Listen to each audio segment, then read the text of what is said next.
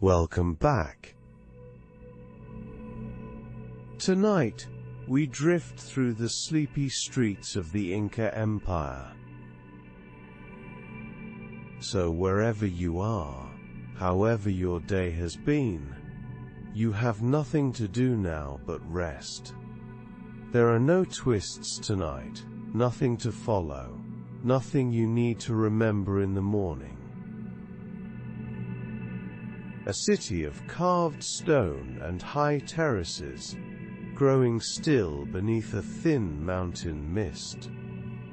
We'll drift slowly, in no hurry to be anywhere at all. If these journeys help you rest, you're welcome to follow along, but only if you'd like to. And if you're listening now, leave the name of your city and the time where you are. Wherever you're listening from, you're in good company tonight. So let yourself settle. Let your shoulders soften and let your eyes close whenever they're ready. Breathe in slowly. And let it go. There's no need to stay awake for any of this. Just let the streets of the Inca Empire come to you. The story of this vast mountain realm begins on the water. High in the Andes, the air is thin and cold. Lake Titicaca stretches out like a deep blue sea. The light here has a sharp, clear quality. It makes the distant peaks look close enough to touch. According to old myths, the sun god looked down on these waters. He created the very first Inca ruler here. His name was Manco Capac. The god gave him a golden staff and a clear task. He had to walk through the mountains. He had to test the soil wherever he went. When the staff sank easily into the earth, he would stop. That soft ground would mark the center of a new world. The journey took him far from the lake.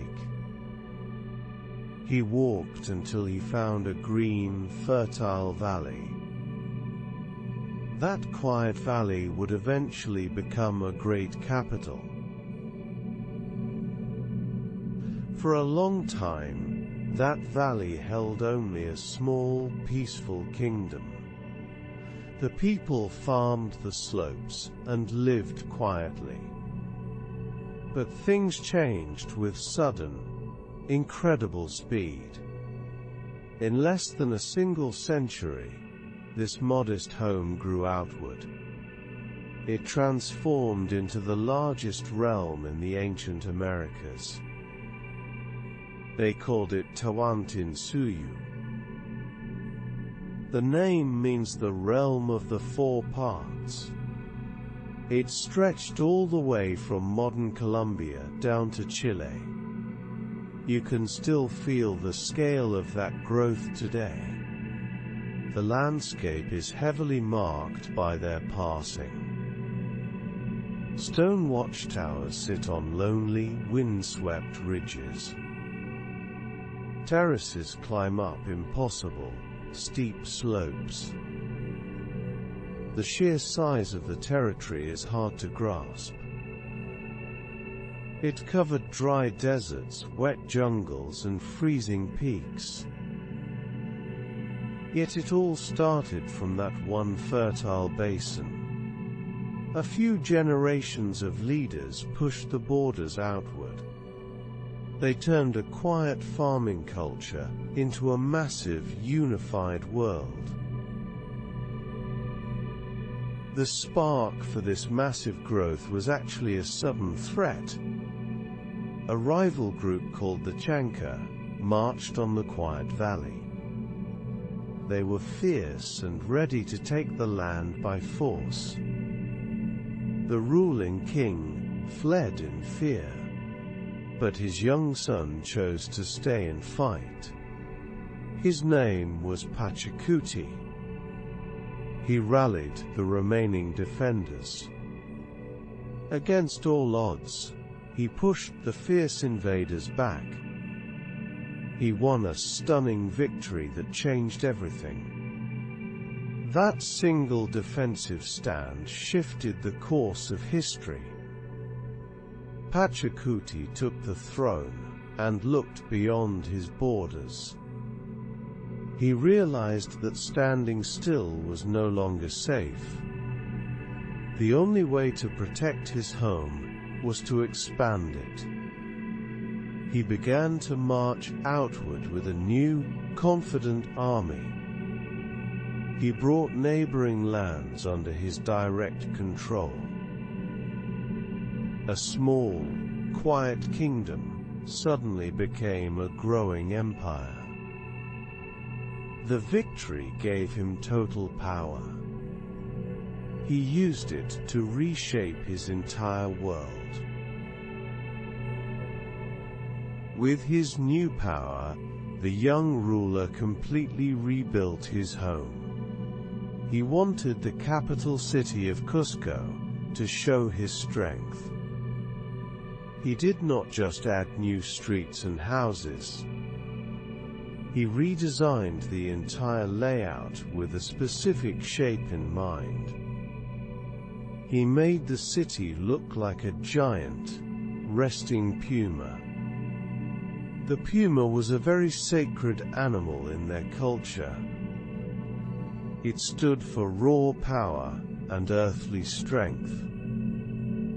2 rivers flowed down through the green valley. He channeled them to meet and form the tail. The main body of the city held the homes and plazas. High on a hill above, he built a massive stone fortress. This imposing structure was called Sacsayhuaman. Its jagged walls formed the head and teeth of the great cat. You can still see this shape from the air today. The streets still follow those ancient lines. The city itself became a living, breathing monument. The drive to conquer did not stop when a ruler died. In fact, death is what pushed the borders even further. They used a strange rule called split inheritance. When an emperor passed away, his new heir got the crown. But the heir did not get the wealth. The dead king kept all his lands and riches forever. His servants still tended his grand estates. His family still lived off his royal farms. This meant every new ruler started with nothing. To build his own fortune, a new king had to find new land. He had to march his armies into fresh territory. He had to claim new valleys and build new farms. This rule created a constant hunger for space. The empire could never just rest and be content. Each generation had to push the map wider. The dead kings forced the living ones to keep moving. This vast new world ran without any money at all. There were no coins or markets in the towns. Instead, the state relied on a shared labor system. It was called the mita. Every citizen owed a few months of work each year. They did not pay taxes with goods. They paid with their time and sweat. A farmer might spend his season building a new road. A weaver might help carve stones for a temple. In return, the state made a simple promise. It guaranteed food and safety for life. The storehouses were always kept full of grain. If a crop failed, the people still ate. If you were too old to work, you were cared for. It was a quiet, steady rhythm of give and take. People worked the land together in the bright mountain sun. The whole society moved like one giant, well-fed family. As the borders grew, keeping the peace became much harder. The rulers needed a way to blend so many different groups. They used a bold, sweeping policy called mitma. When they conquered a new region, they did not just leave guards.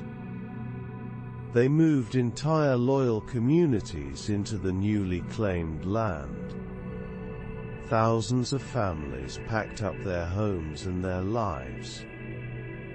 They walked for weeks across the high, freezing mountain passes. They brought their own seeds, tools, and customs with them. At the same time, rebellious groups were moved closer to the center. This massive mixing of people completely changed the map. It broke up old alliances and formed strong new ones. The loyal settlers taught the new subjects how to farm. They shared their culture and their daily way of life. It was a peaceful but firm way to build lasting unity. The state wove its people together like threads in a giant blanket. To make this giant network function, everyone needed to talk. The rulers chose one local dialect to be the standard language.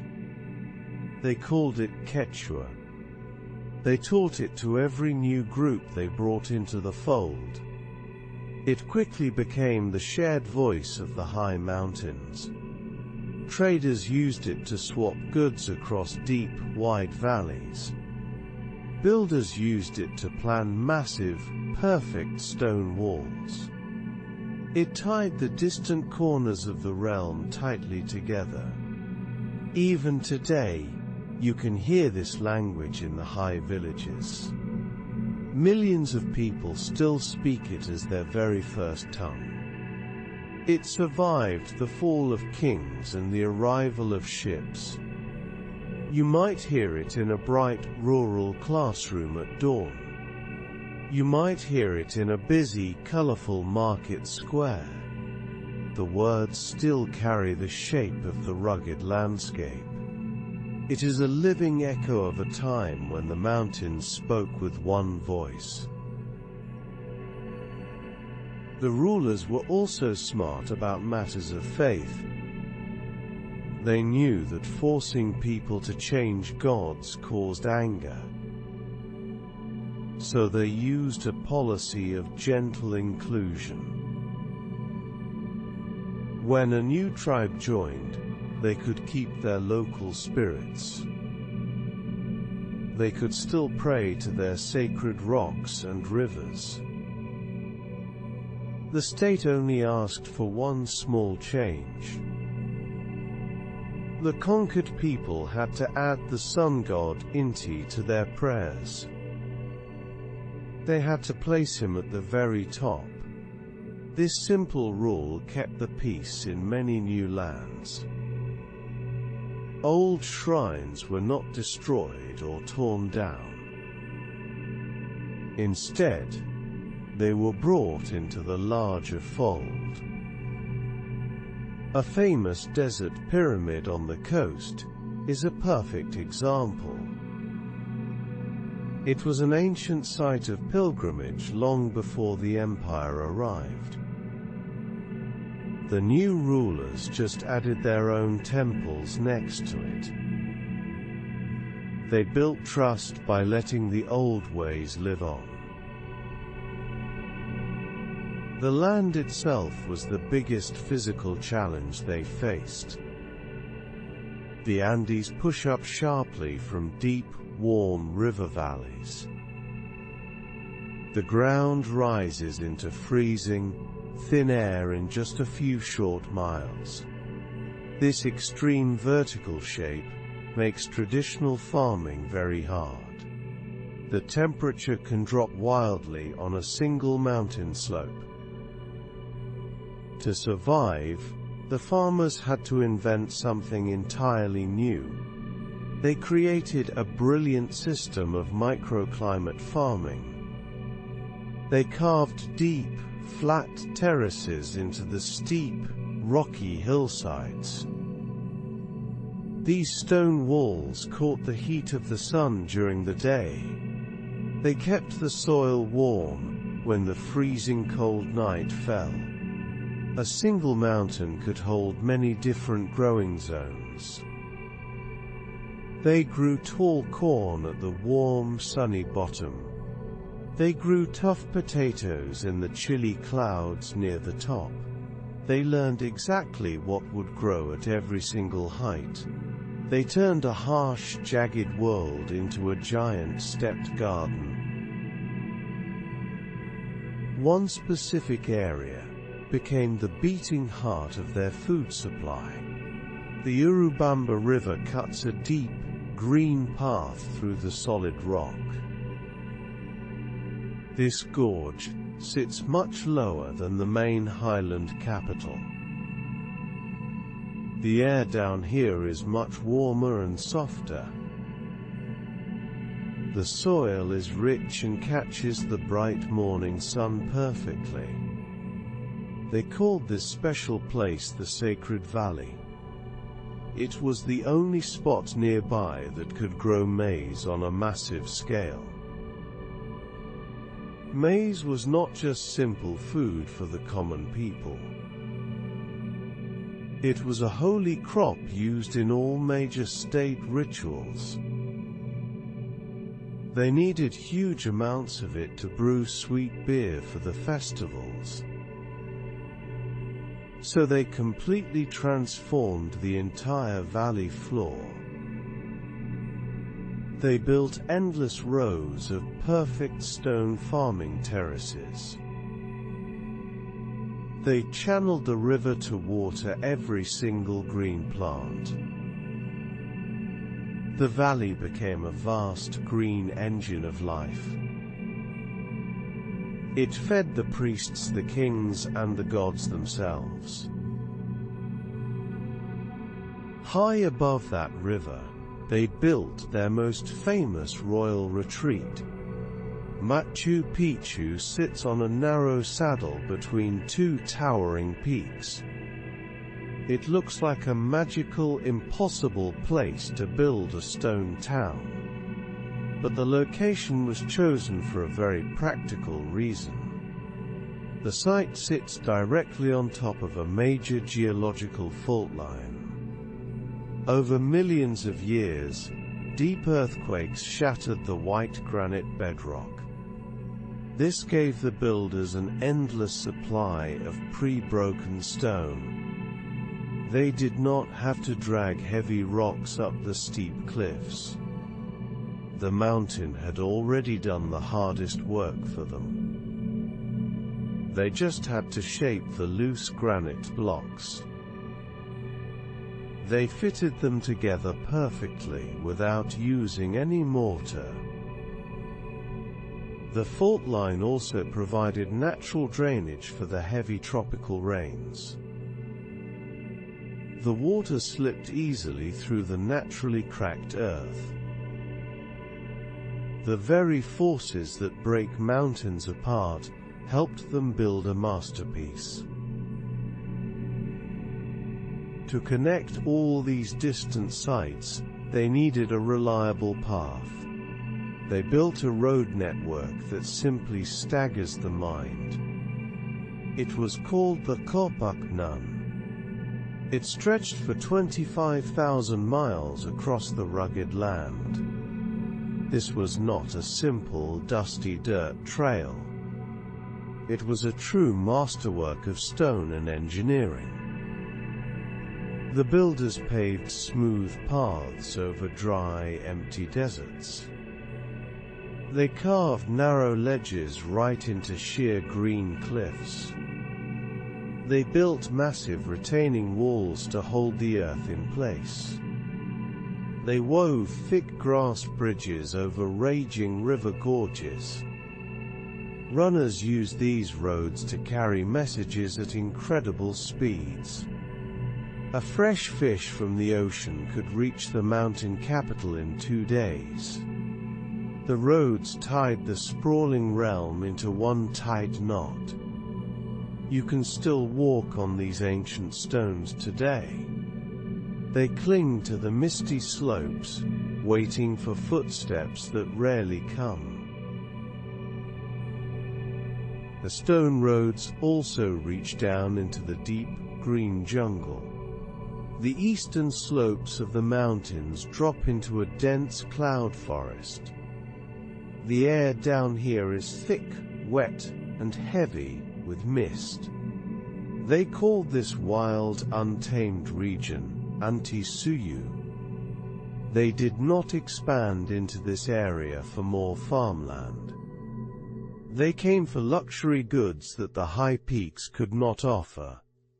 The nobility craved the bright, vibrant feathers of jungle macaws. They used them to weave stunning, colorful royal garments. They also needed a steady, reliable supply of coca leaves. These leaves were vital for rituals, and for fighting the high-altitude cold. The jungle was a dangerous, tangled place to live and work. Giant ferns and mossy trees quickly hid the ancient stone paths. But the steady flow of green leaves and red feathers was worth the risk. The misty forest provided the bright colors that the gray stone cities lacked. The empire also looked west, toward the dry, sandy ocean coast. The people down there were strong, and had their own great cities. But nature gave the mountain kings a very lucky break. Severe weather patterns swept in from the warm Pacific Ocean. We call these devastating warm water storms El Niño today. Heavy, unnatural rains completely flooded the dry coastal deserts. The sudden rushing water washed away homes and ruined the crops. Famine spread quickly through the once wealthy sandy valleys. The coastal cultures grew weak and tired from the natural disaster. This tragedy created a sudden, massive vacuum of power. The Highland armies saw their chance and swept down from the peaks. They marched into the ruined valleys with thousands of fresh troops. They easily took control of the struggling, hungry towns. The dark storm clouds had done the hardest fighting for them. The ocean's anger helped the mountain rulers claim the long shore. One coastal group, the Chimu, tried to hold their ground against the expansion. They lived in a massive desert city called Chan Chan. Its thick, adobe walls seemed far too strong to break. The mountain armies knew a direct attack would cost too many lives. So they used a quiet, brilliant trick instead. They marched high up into the dry hills above the city. They found the long aqueducts that carried fresh water down to the coast. They simply blocked the flow of the mountain streams. The harsh desert sun beat down on the trapped city. The vital irrigation canals slowly dried up and turned to dust. Without fresh water, the great adobe fortress could not survive for long. The Chimu leaders eventually had to walk out and surrender. Not a single major battle was fought at the city gates. The Empire won by simply turning off the tap. Eventually, the sprawling map grew far too large for one center. The borders stretched thousands of miles to the north and south. A single ruler in Cusco could no longer manage it all. Urgent messages took much too long to arrive from the edges. So, Emperor Huayna Capac made a very major choice. He traveled far to the north, to a high volcanic basin. He established a second royal capital in the city of Quito. He built quiet stone courtyards and grand administrative halls there. He spent years living in the crisp, high-altitude sunlight. But this practical choice planted a very dangerous seed. The royal court was now permanently split in two. The fierce northern generals grew fiercely loyal to the new city. The traditional southern priests stayed true to the old home. The vast mountain realm now had two beating hearts. It was a division that would soon tear the whole world apart. That division finally broke open when the emperor died. He left behind two royal half-brothers who both wanted the crown. Huancar ruled from the old southern capital. Atahualpa commanded the fierce northern armies. Their rivalry quickly turned into a bitter, bloody civil war. Brother fought against brother across the high mountain passes. The long roads were used to march armies instead of moving goods. The fighting lasted for years and exhausted the people. The storehouses were emptied to feed the soldiers. The great bridges and paths fell into disrepair.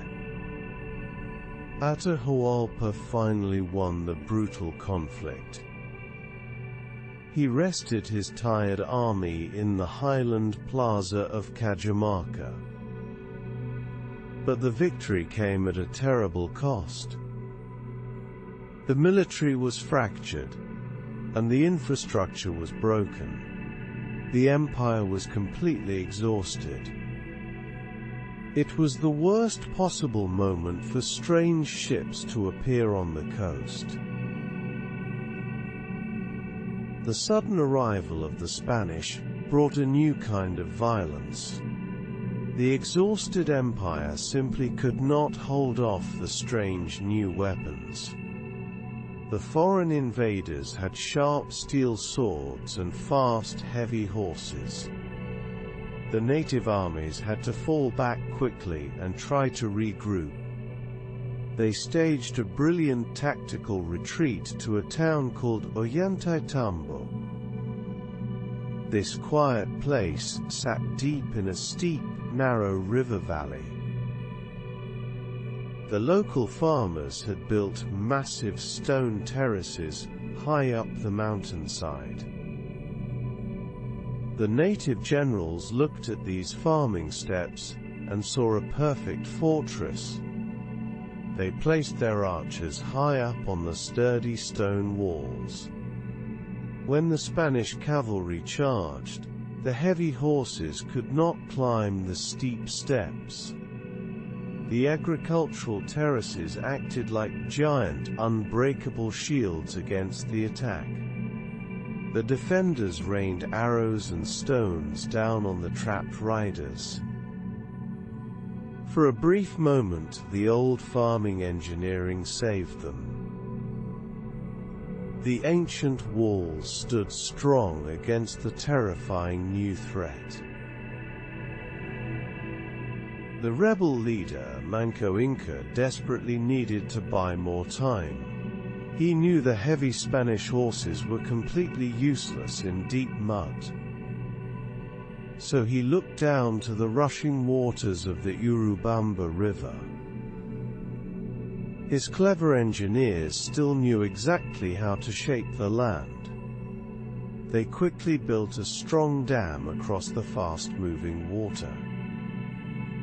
The river swelled and pushed hard against the temporary stone walls.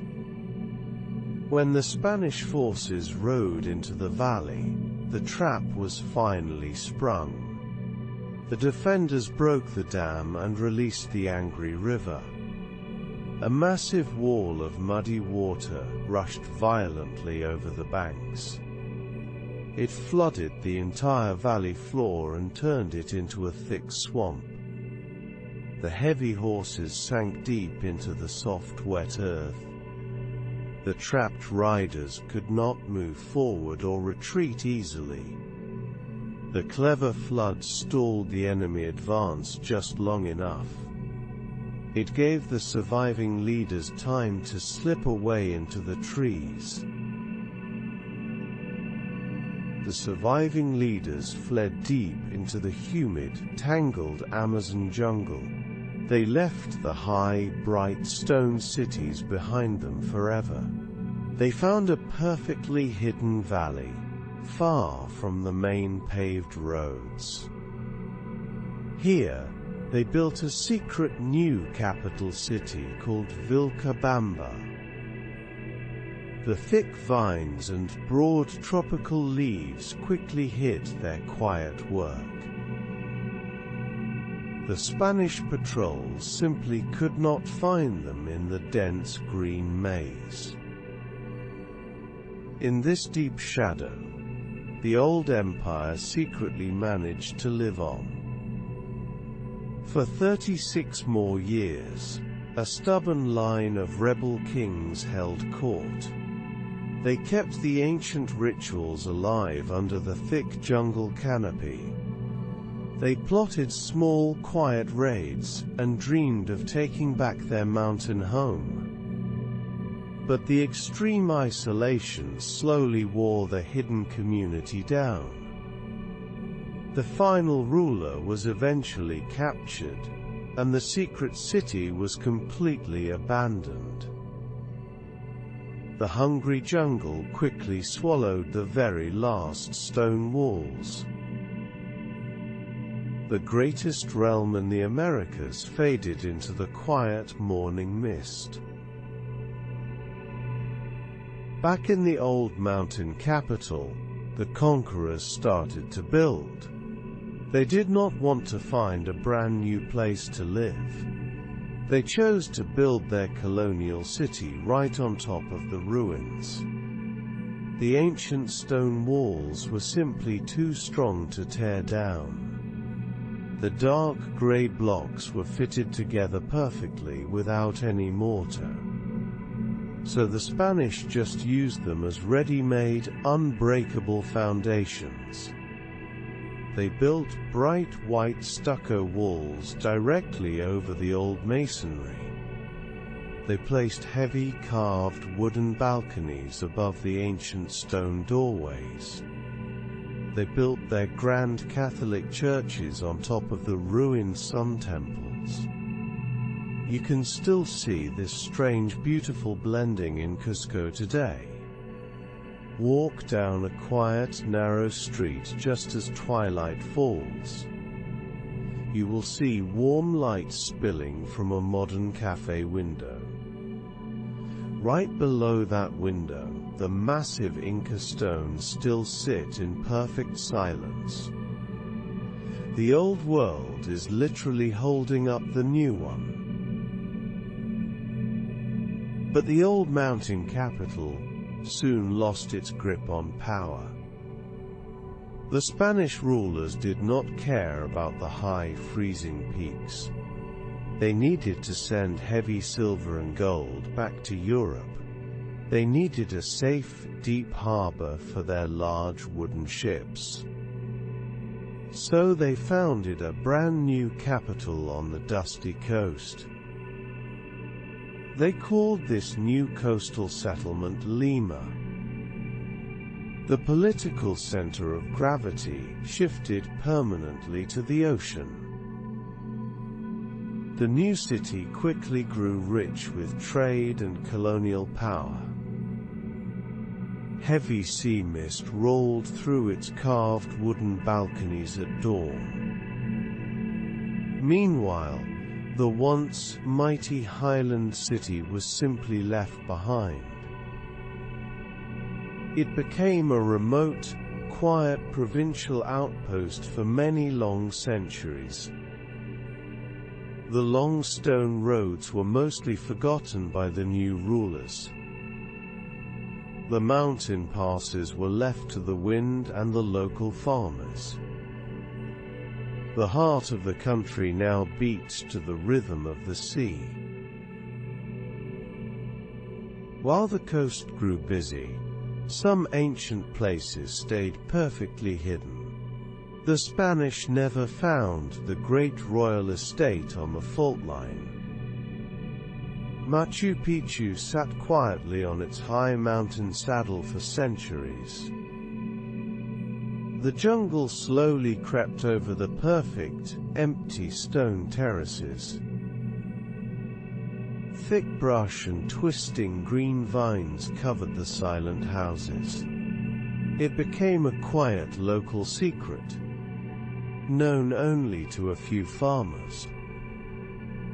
Then, in 1911, a foreign explorer climbed the steep ridge.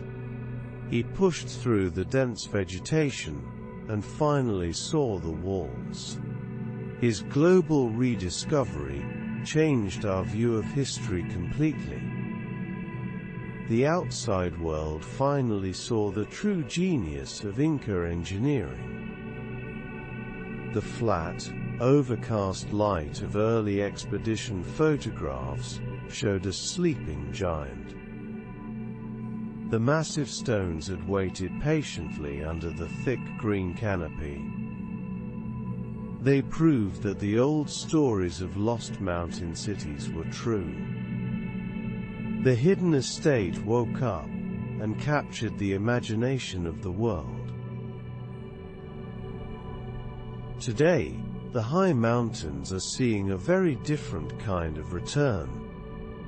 The ancient people knew exactly how to care for this harsh land. They protected the native trees that held the fragile soil together. Over the centuries, many of those vital forests were cut down. The bare, rocky slopes lost their ability to hold fresh water. Now, massive reforestation efforts are quietly underway across the Andean highlands. Local people are planting thousands of native polylepis trees on the grassy slopes. These small, tough trees are perfectly suited for the freezing mountain air.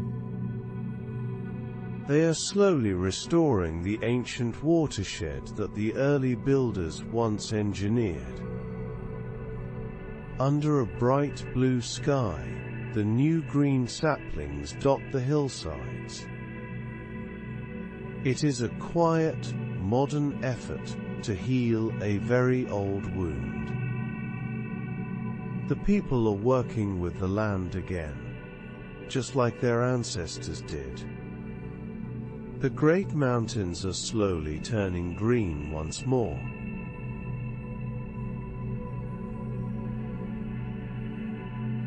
High in the Andes, the modern city of Cusco rests on a foundation of ancient stone. You can walk down quiet streets and run your hand along walls built centuries ago.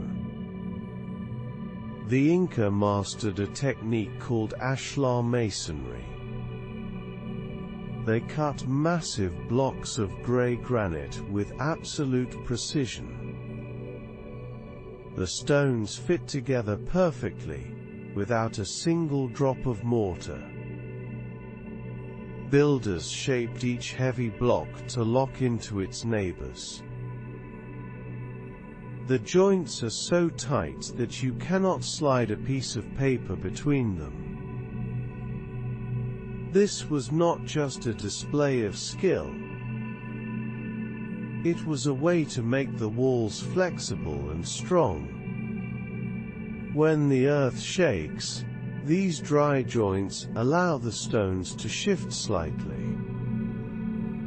They dance with the tremor, and then settle right back into place. The modern buildings above them often crack or fall. But the ancient grey walls simply wait for the ground to quiet down. Just off the main square, a narrow alleyway called Hatun Rumioch holds a quiet masterpiece. Hidden in plain sight among the smooth grey walls is a single, massive block of stone. It is famous for having 12 distinct corners. The masons carved this heavy rock to lock perfectly into the surrounding wall. It looks like a giant, three-dimensional puzzle piece. Every angle was planned and cut, with deep care. The surrounding stones wrap around its jagged edges in a seamless embrace. You can stand under the warm glow of a street lamp, and trace the complex geometry.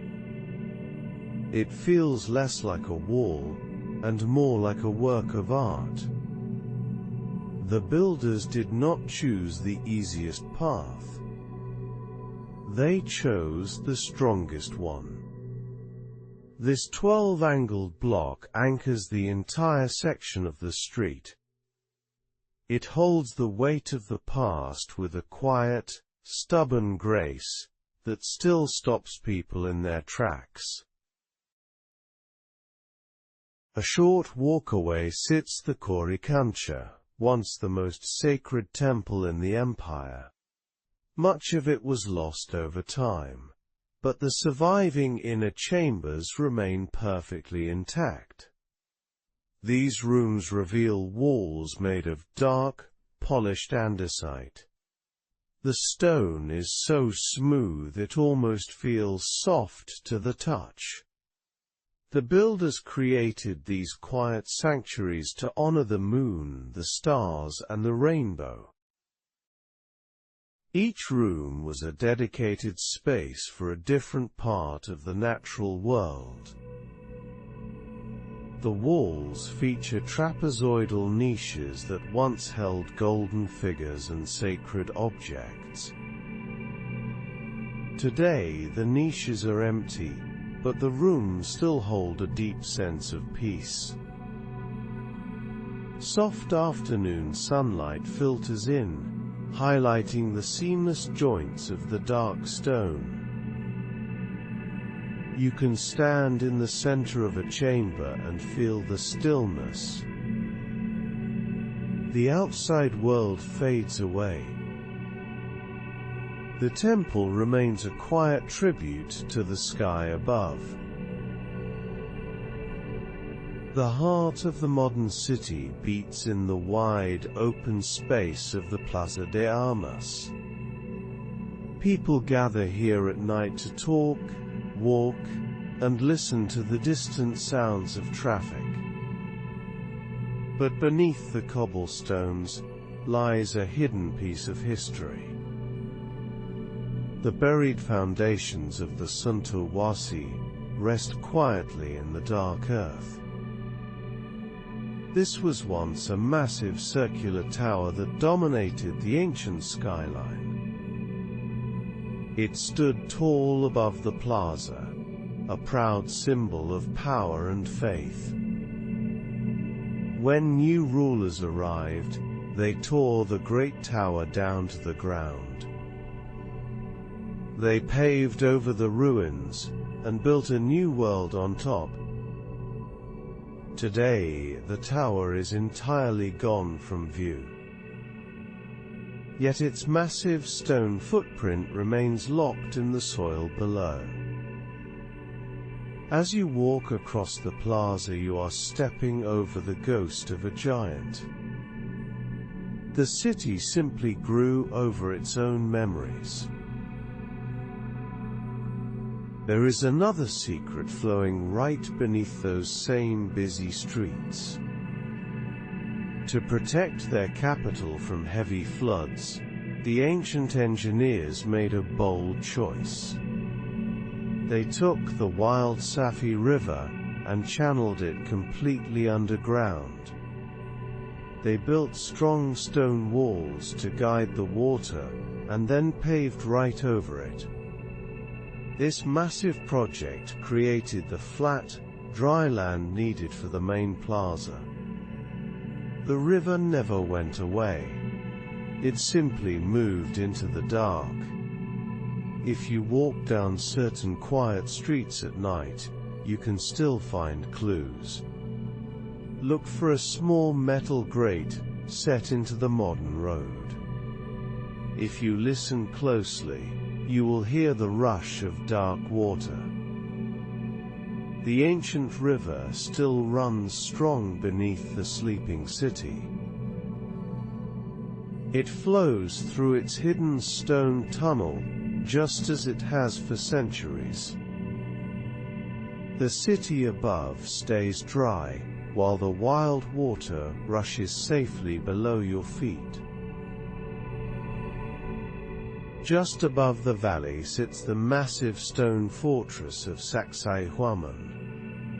The scale of this place is hard to fully grasp until you stand right next to it. The builders arranged three-tiered walls in a sharp, jagged zigzag pattern. These massive grey stones stretch across the green hillside like a giant staircase. The design was brilliant for defense, giving guards a clear view of any approach. But the shape served a deeper, more symbolic purpose. The ancient planners laid out their capital city in the shape of a puma. These jagged, zigzagging walls were built to represent the teeth of that great cat. When the sun sets, the shadows stretch out from the sharp corners. The walls look fierce and alive in the fading blue light. The fortress guards the valley with a quiet, heavy strength. It is a masterpiece of stone that still watches over the land. The stones used to build these massive walls had to come from somewhere. In an ancient quarry nearby, you can still see how the work was done. The builders lacked iron tools, which makes their perfect cuts even more amazing. They shaped the massive granite blocks, using only bronze chisels and hard river cobbles. Workers would find smooth, round stones in the riverbeds, and use them as hammers. They pounded the granite into shape, through sheer, repetitive force. It was slow, exhausting work, that required deep patience. You can still find partially carved blocks, sitting abandoned in the grass. Smooth river cobbles lie scattered around them, left behind by workers long ago. The quarry is quiet now, filled only with soft overcast light and the sound of wind. But looking at the tools, you can almost hear the steady rhythmic strike of stone against stone echoing across the hills. Moving these giant blocks from the quarry to the city was a massive challenge. Near the fortress lies a famous monument to that struggle, known as the Tired Stone. It is a single gigantic block of carved rock, resting awkwardly on a grassy hillside. The stone is perfectly rectangular and completely finished, ready to be placed in a wall. But it never made it to its final destination. The workers abandoned it halfway down the trail. It sits there today as a permanent monument to a project interrupted by conquest. The world changed before the stone could be moved any further. Now, it rests in the quiet grass, bathed in melancholic evening light. It feels like a heavy sigh frozen in time. The stone is a reminder of the sudden halt of an empire. It simply stopped moving one day, and the earth slowly grew up around it. Further out in the Sacred Valley, the landscape changes into steep, dramatic mountains. Here, the ancient engineers carved towering agricultural terraces directly into the slopes. The retaining walls at Pisac are massive, holding back thousands of tons of earth. But if you look closely at their profile, you will notice a brilliant detail. The walls do not stand perfectly straight. They were engineered to lean inward, at a precise 5-degree angle. This subtle tilt is the secret to their survival. It allows the stone walls to brace against the heavy soil, and resist the pull of gravity. Without that slight lean, the terraces would have collapsed under the weight of the earth long ago. Instead, they still cling to the hillside, catching the sharp morning sunlight. The green steps rise up the mountain like a giant staircase. They are a quiet triumph of balance, holding the mountain firmly in place. A different kind of farming experiment lies hidden in a high plateau. The circular terraces of Moray look like a massive green amphitheater sunk deep into the earth. From above, the concentric rings of stone draw your eye down to the center. But this was not a place for performances or gatherings. It was actually a highly advanced agricultural laboratory. The depth and design of the rings created distinct microclimates within the bowl. The temperature at the sunny top edge is vastly different from the shaded bottom. In fact, there is a 27-degree difference from the highest terrace to the lowest. This allowed farmers to test how different crops grew in different conditions. They could simulate the climates of the coast, the mountains, and the jungle, all in one place. The deep green rings sit quietly in the late afternoon shadows, holding the secrets of ancient seeds. Just a short distance away, the landscape shifts from green terraces to stark white pools. The salt pans of maras spill down the side of a steep canyon like a frozen waterfall. There are thousands of shallow, geometric pools terraced into the dirt. They are all fed by a single, small, subterranean hot spring that bubbles out of the rock.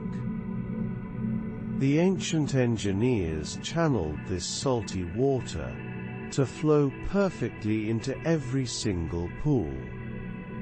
As the bright sun beats down, the water slowly evaporates. It leaves behind a thick crust of pure white salt. The pools create a beautiful patchwork of white, brown, and tan against the canyon wall.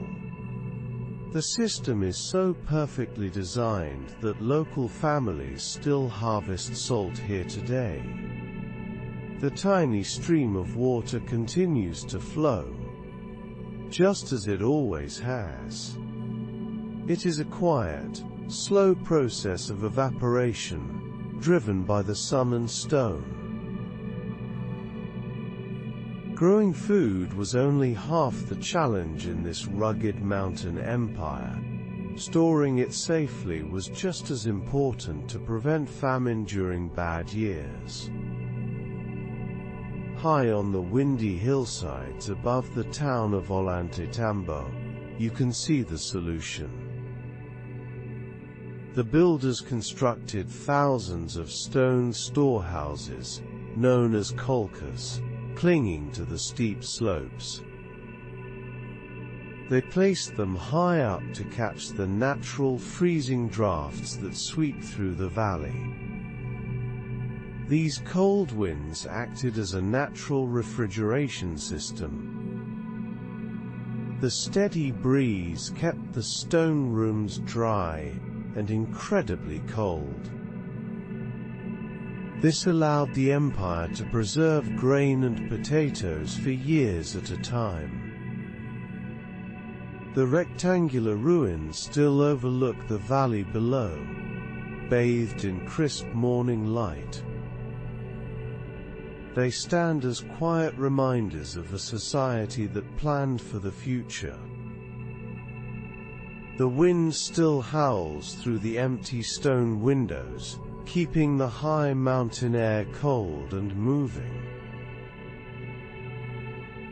The mastery of nature extended to the beautiful water gardens of Tipon. This quiet site showcases some of the most advanced hydraulic engineering in the ancient world. Crystal clear mountain spring water still flows smoothly over perfectly carved stone aqueducts.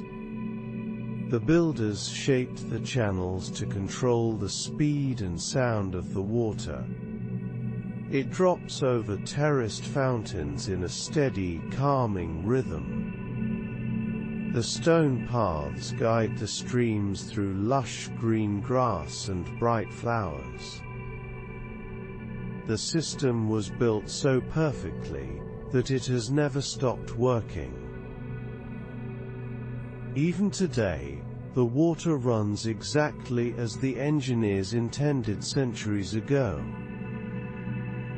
Bright afternoon sunlight catches the ripples as the water moves from one level to the next. It is a place of deep peace and gentle noise. You can sit on a warm stone wall and just listen. The flowing water sings a quiet, endless song to the mountain. While the mountain cities are famous for their grey stone, the coastal deserts required a different approach.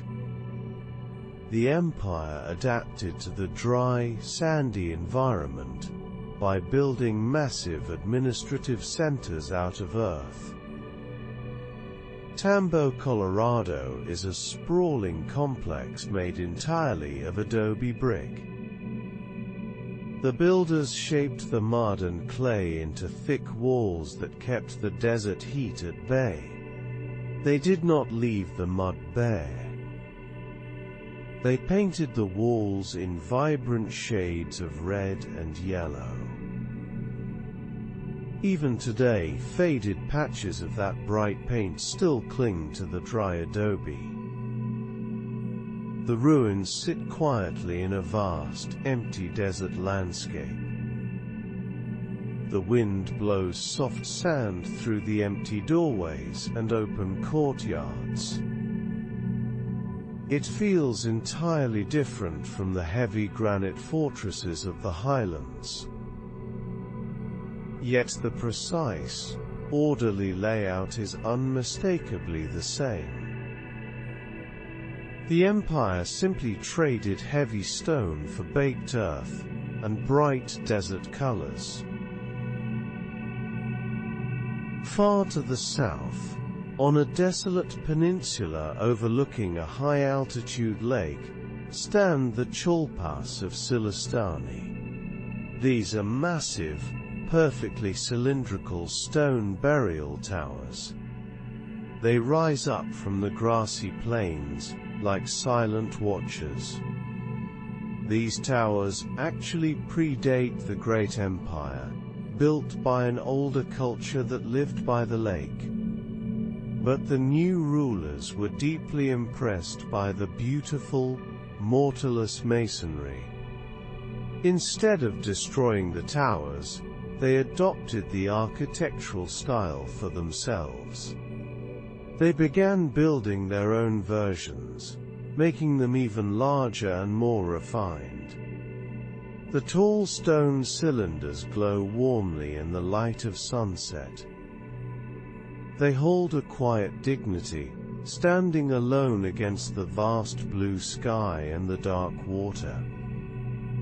The wind sweeps across the peninsula, rustling the dry grass around the heavy stone bases. It is a place where one culture quietly learned from another, leaving a shared mark on the landscape. Connecting all these distant regions required a vast and reliable road network. The great stone paths stretched for thousands of miles across mountains and deserts. To keep travelers safe, the builders constructed way stations known as tambos along the routes. They spaced these shelters exactly 1 day's walk apart. This careful planning ensured that no traveler ever had to sleep out in the harsh wilderness. A messenger or merchant always knew that a warm fire and a roof were waiting ahead. Today you can still find the quiet stone ruins of these way stations, sitting alone on desolate plains. They rest beside faint stone paths, surrounded by golden grass under a vast sky. The tambos were a promise of safety in a wild, empty landscape. They offered food, rest and shelter to anyone walking the long road. The empty walls still feel welcoming, offering a quiet place to pause and breathe. Where the roads met deep river gorges, stone was no longer enough. The Llamas Bridge solves this problem using nothing but local grass. It is a golden-colored suspension bridge, woven entirely by hand. Thick ropes of dried grass span the rocky river gorge, swaying slightly in the midday breeze. What makes this bridge truly special is not just how it was built, but how it survives. Local communities have continuously rebuilt this exact bridge every single year, for over 5 centuries. Families gather to weave new ropes and carefully replace the old ones. The bridge is a living thing, renewed by human hands season after season. It hangs empty over the rushing water, catching the bright sun on its braided cables. It is a fragile material made incredibly strong through shared effort. The grass bridge connects the cliffs, but it also connects the people to their own deep past. Other river crossings required a more permanent foundation to hold the heavy ropes. At the edge of a deep gorge, you can find massive stone abutments built into the cliffs. The ancient engineers constructed these heavy stone anchors to secure their largest suspension bridges. They fitted the granite blocks perfectly to withstand the immense tension of the swaying ropes. These stone foundations were built with such incredible structural integrity that they outlasted the empire itself. In fact, they are so sound that modern engineers still use them today. A modern steel suspension bridge now crosses the same deep river gorge. Its thick metal cables are anchored directly into the ancient, perfectly fitted stone blocks. The old masonry holds the new steel with quiet, unyielding strength. It is a beautiful partnership across time. The ancient builders created something so perfect that the modern world simply decided to keep using it. The most famous destination at the end of these roads is the mountain city of Machu Picchu. As you walk through the quiet stone ruins, you will notice a repeating shape. Every single door, window and wall niche is built in a trapezoidal form. The sides lean inward, making the bottom wider than the top. This was not just a stylistic choice. It was a brilliant engineering decision, designed to distribute weight evenly. The inward-leaning stone jambs gave the buildings incredible stability. This shape allowed the structures to survive massive earthquakes that frequently shake the high mountains. You can look through a perfectly preserved trapezoidal doorway and see the green peaks framed in the distance. The soft morning sunlight highlights the careful angles of the gray stone. The buildings feel grounded and secure. They were designed to hold fast to the mountain, no matter how hard the earth trembled. The true secret to the city's survival is actually hidden beneath the grass. More than 60% of the construction here is completely invisible to the eye. The builders created a massive underground drainage network before they ever built the walls. They laid down deep layers of large stones, gravel and sand beneath the topsoil. This hidden system acts like a giant sponge and filter for the heavy mountain rains. Without it, the entire city would have slid off the steep mountain during the wet season. The crushed rock channels the water safely away from the foundations. You can look at a ruined terrace and see the cross-section of these careful layers. The surface is calm and green, but the earth below is a masterpiece of hidden engineering.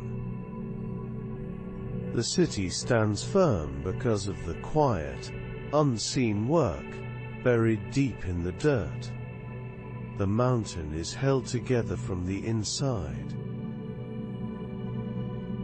At the highest point of the ruins sits a carved geometric stone known as the Intihuatana.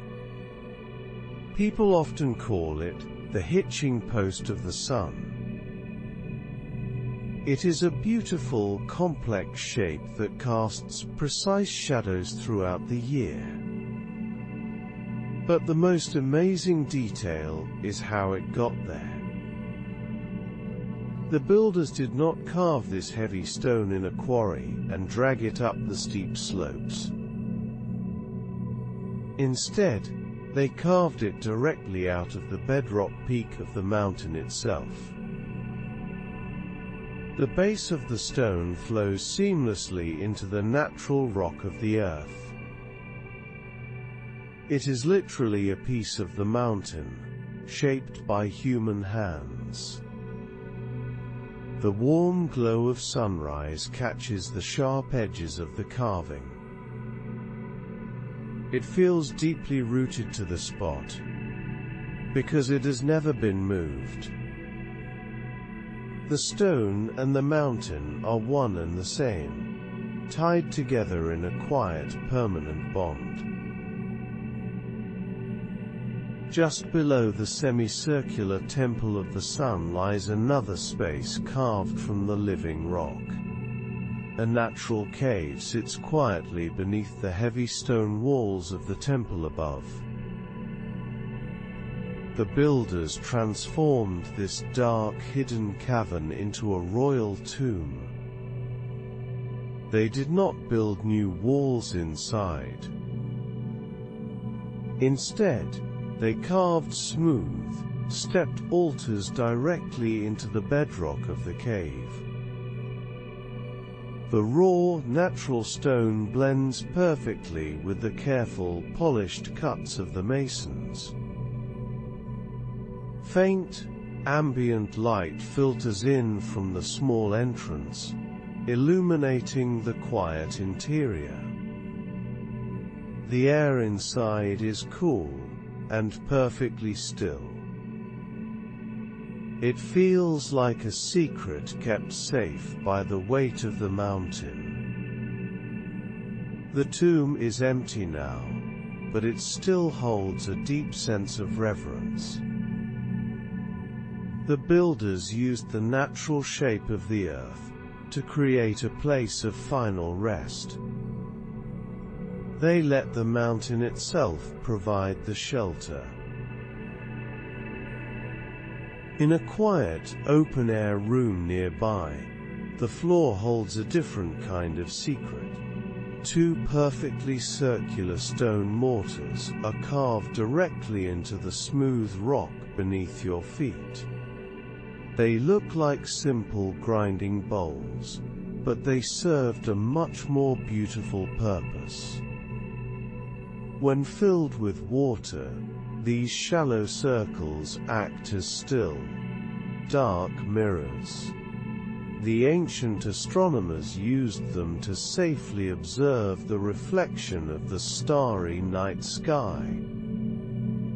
Instead of straining to look up, they could look down into the calm water.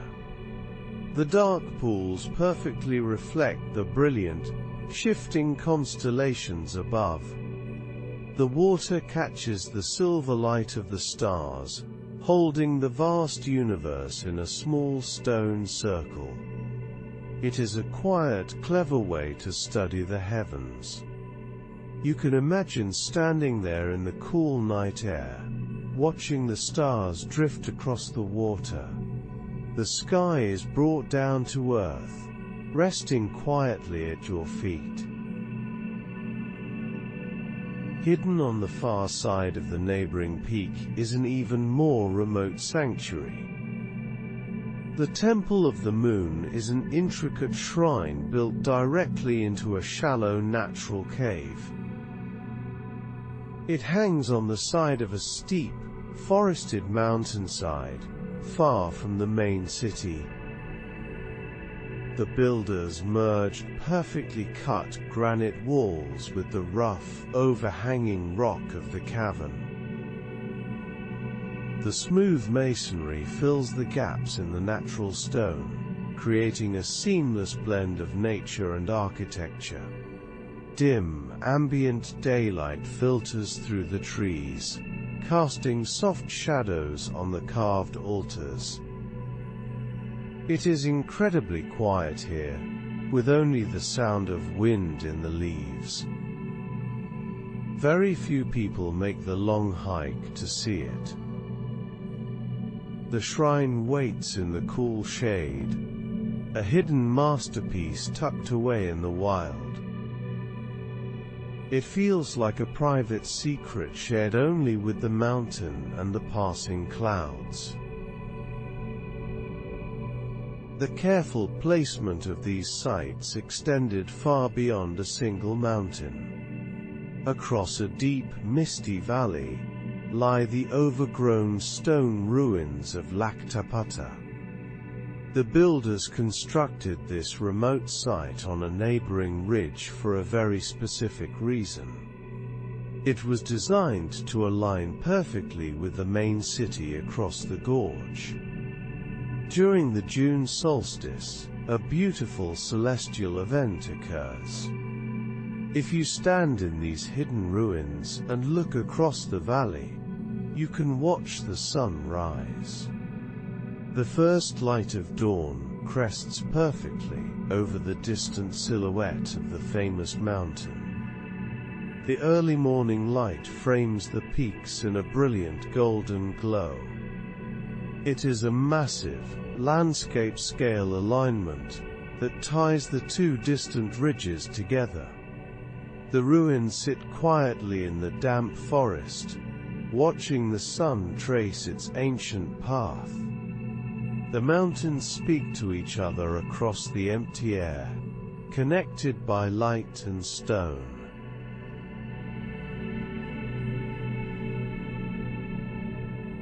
Every morning at Machu Picchu, a quiet rhythm unfolds. The dense cloud forest mist slowly burns off. It reveals the stone citadel piece by piece. Early risers watch the white fog shift and break. The high peaks of the Andes emerge first. Then the lower terraces step out of the shadows. You can almost feel the ancient city waking up. The air is cool and damp. The stones are wet with morning dew. This daily reveal has not changed in centuries. The light touches the grey granite walls. It warms the green grass of the central plaza. The mist clings to the deep valleys below. It moves like a slow river of white air. The silence here is deep and heavy. You stand on the edge of the mountain. You watch the world take shape. The sun climbs higher into the pale blue sky.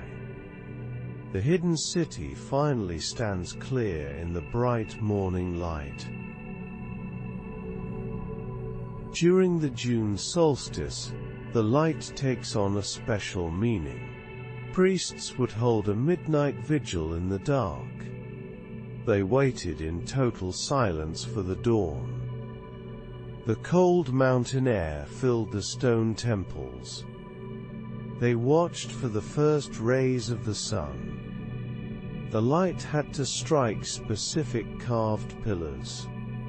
This exact moment confirmed the return of the sun. It meant the days would grow long again. The stars moved slowly across the black sky.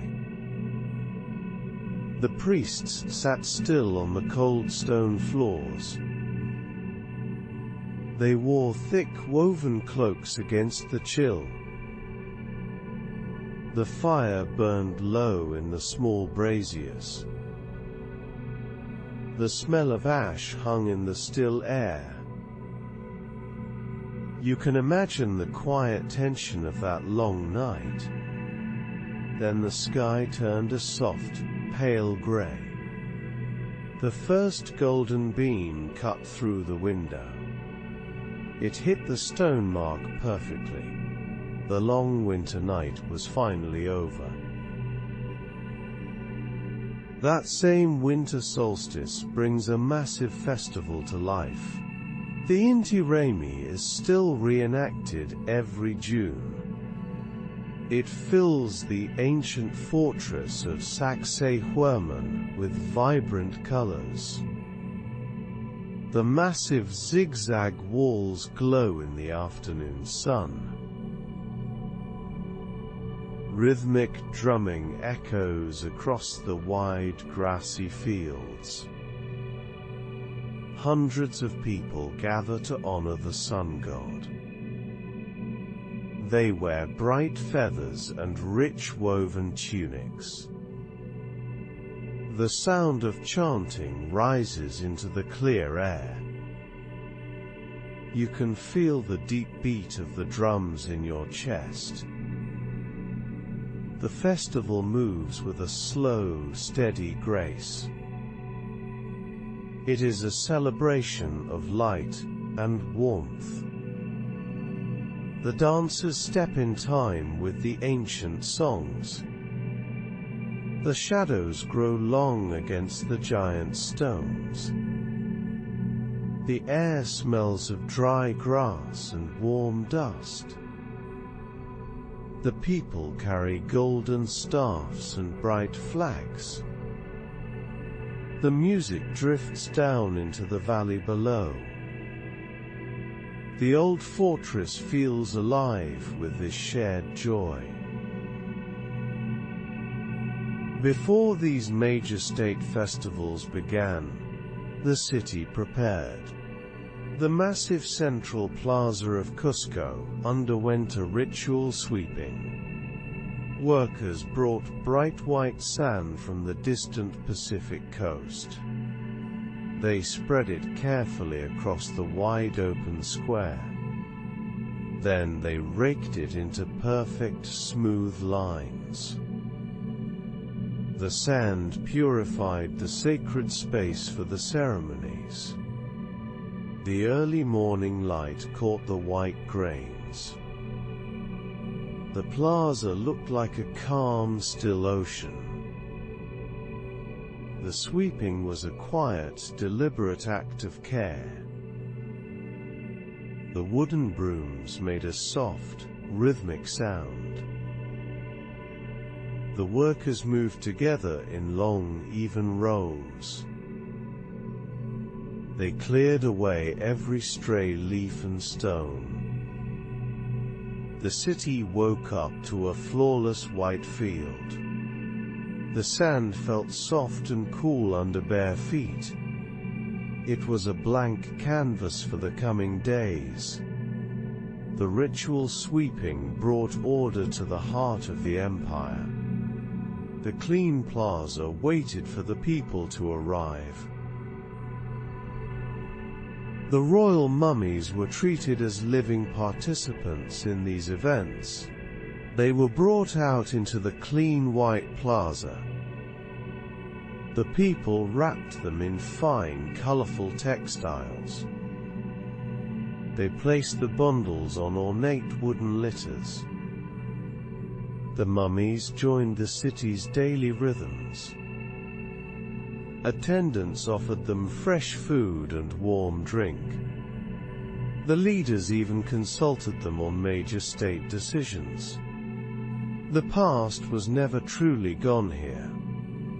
The ancestors sat in the sun with the living. The wind gently moved the bright feathers on their litters. The people spoke to them in low, respectful tones. You can picture the quiet dignity of the scene. The mummies rested in the shade of large canopies. Golden cups caught the bright midday light.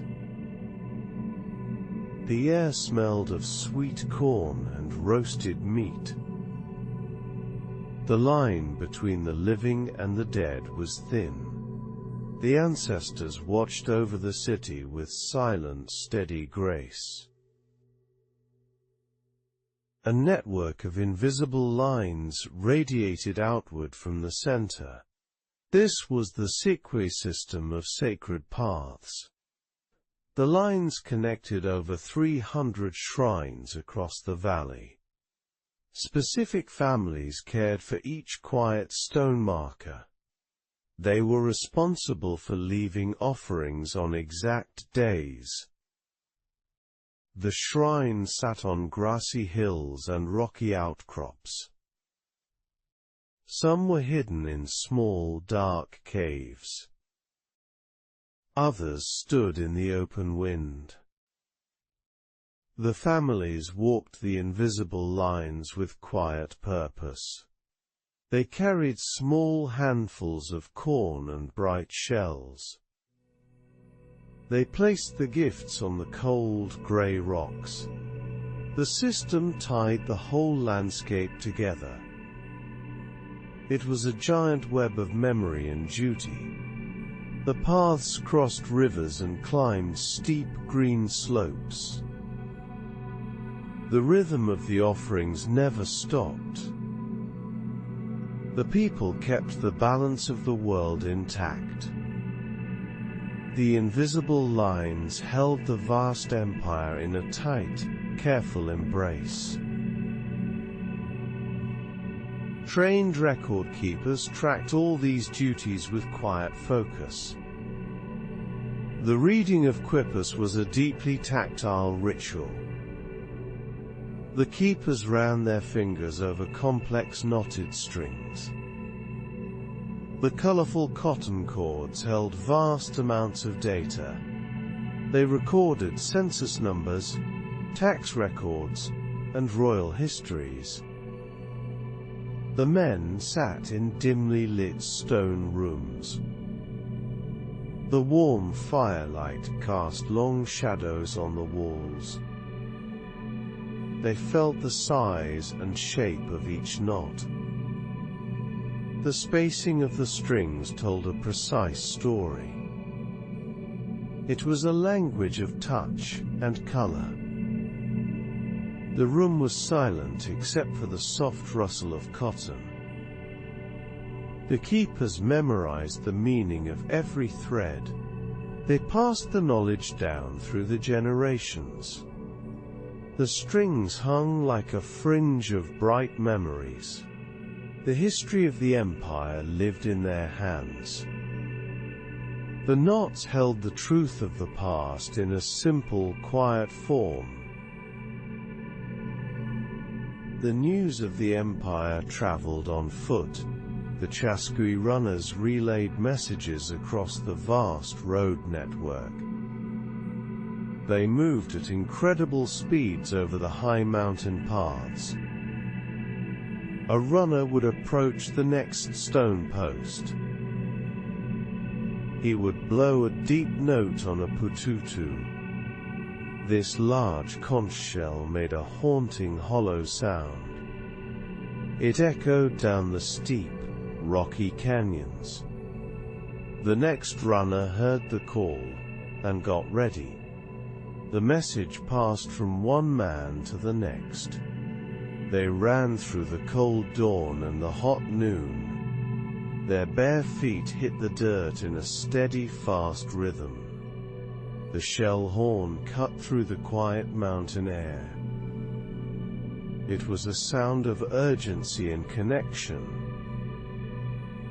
The runners carried the words of the king. They crossed swinging rope bridges and high, snowy passes. The deep blast of the shell kept the whole empire linked together. Travelers on these long roads needed to carry water. They used a distinctively shaped clay jar called an aribolos. The jar had a wide belly and a pointed base. This clever design allowed people to balance heavy loads. They strapped the jar to their backs with a simple woven rope. The pointed base rested perfectly against the lower spine. The rhythm of walking kept the water steady. The jars were painted with beautiful geometric patterns. The earth-toned clay blended with the dry mountain landscape. The potters shaped each vessel with smooth, careful hands. The jars sat easily in the soft sand when resting. The rope dug slightly into the traveler's shoulders. The water sloshed gently with every long step. The design was a perfect match for the rugged terrain. The simple clay jar made survival possible on the high, windy trails. It was a quiet triumph of daily engineering. Water itself was deeply sacred to the people. The fountains of Tambomachai were dedicated to this cult of water. Clear streams flowed continuously from perfectly carved stone spouts. The water fell into tranquil, shallow basins. The nobility came here for ritual bathing. They purified themselves before entering the sacred capital. The sound of the falling water is constant and soothing. It splashes gently against the smooth grey stones. The ancient terraced walls surround the quiet springs. The morning light catches the spray in bright flashes. The water is always cold and incredibly clear. You can hear the soft rush from far away. The builders understood the calming power of the flow. They shaped the stone to guide the streams perfectly. The ritual wash washed away the dust of the road. The pure water prepared the mind for the holy city. The fountains still run today, steady and clear. The meeting of waters holds a special, quiet power. The ritual of Tinku represents the joining of opposing forces. You can see it in the physical landscape today. It happens exactly where two rushing mountain rivers meet. The Urubamba River absorbs smaller streams in the deep green valleys. The water swirls together in a rush of white foam. This convergence was always considered highly sacred. The two currents push and blend into one larger force. The sound is a low, constant roar. The air near the water is cool and thick with mist. The rocks on the bank are smooth and dark. You can stand on the edge and watch the currents mix. The energy of the place feels heavy and alive. The joining of the rivers is a natural rhythm. It shows how different paths can become one. The sacred water flows on toward the distant jungle. Above the rivers, the steep slopes are carved into steps. Maintaining the agricultural terraces was a daily rhythm of labor. The people moved earth and stone to shape the mountains. The walls at Pisac had to be constantly checked. Workers repaired them to prevent landslides during the heavy rains. They placed perfectly shaped river stones into the gaps. The rich, dark soil sat safely behind the strong walls. The terraces caught the sun and held the warmth. The farmers climbed the steep stone stairs every morning. They pulled weeds and checked the flow of the irrigation channels. The work was slow, steady, and never truly finished. The green steps curve gracefully around the mountain. They look like giant staircases built for the gods. The stones are rough and warm under your hands. The careful maintenance kept the steep land stable. The rhythm of repair saved the vital crops. The timing of the planting depended on the night sky. The agricultural calendar was dictated by the distant stars. The farmers watched for the Pleiades star cluster. Its first appearance low in the sky signaled the time to plant. The dark, clear nights over the terraced valleys were perfect for watching. The stars shone brightly above the black silhouettes of the mountains. The air was freezing and completely still. The farmers waited for the tiny cluster of lights. When the stars returned, the earth was ready. The rhythm of the cosmos guided the rhythm of the soil. The people trusted the sky to tell them the truth. The starlight felt cold and sharp in the thin air. The knowledge was passed down through quiet observation. The stars never failed to keep their schedule. The planting began exactly when the sky gave the silent word. The harvest brought its own seasonal rhythms of survival. The creation of Chuno is a perfect example of this cycle. High-altitude farmers leave small potatoes out in the freezing night air. The frost covers the ground and freezes the crops solid. At dawn, the farmers stomp the moisture out of the potatoes. This creates a freeze-dried staple that lasts for decades. The work happens on the vast flat plains. The morning air bites at your face and hands. The crunch of boots on frozen potatoes is a sharp sound. The sun slowly warms the stiff, cold earth. The process uses the extreme weather to preserve the food. The dried chuno is light and easy to store. It tastes earthy and slightly bitter. The rhythm of freezing and pressing is an ancient habit. It ensures the people will eat during the long, hard winters.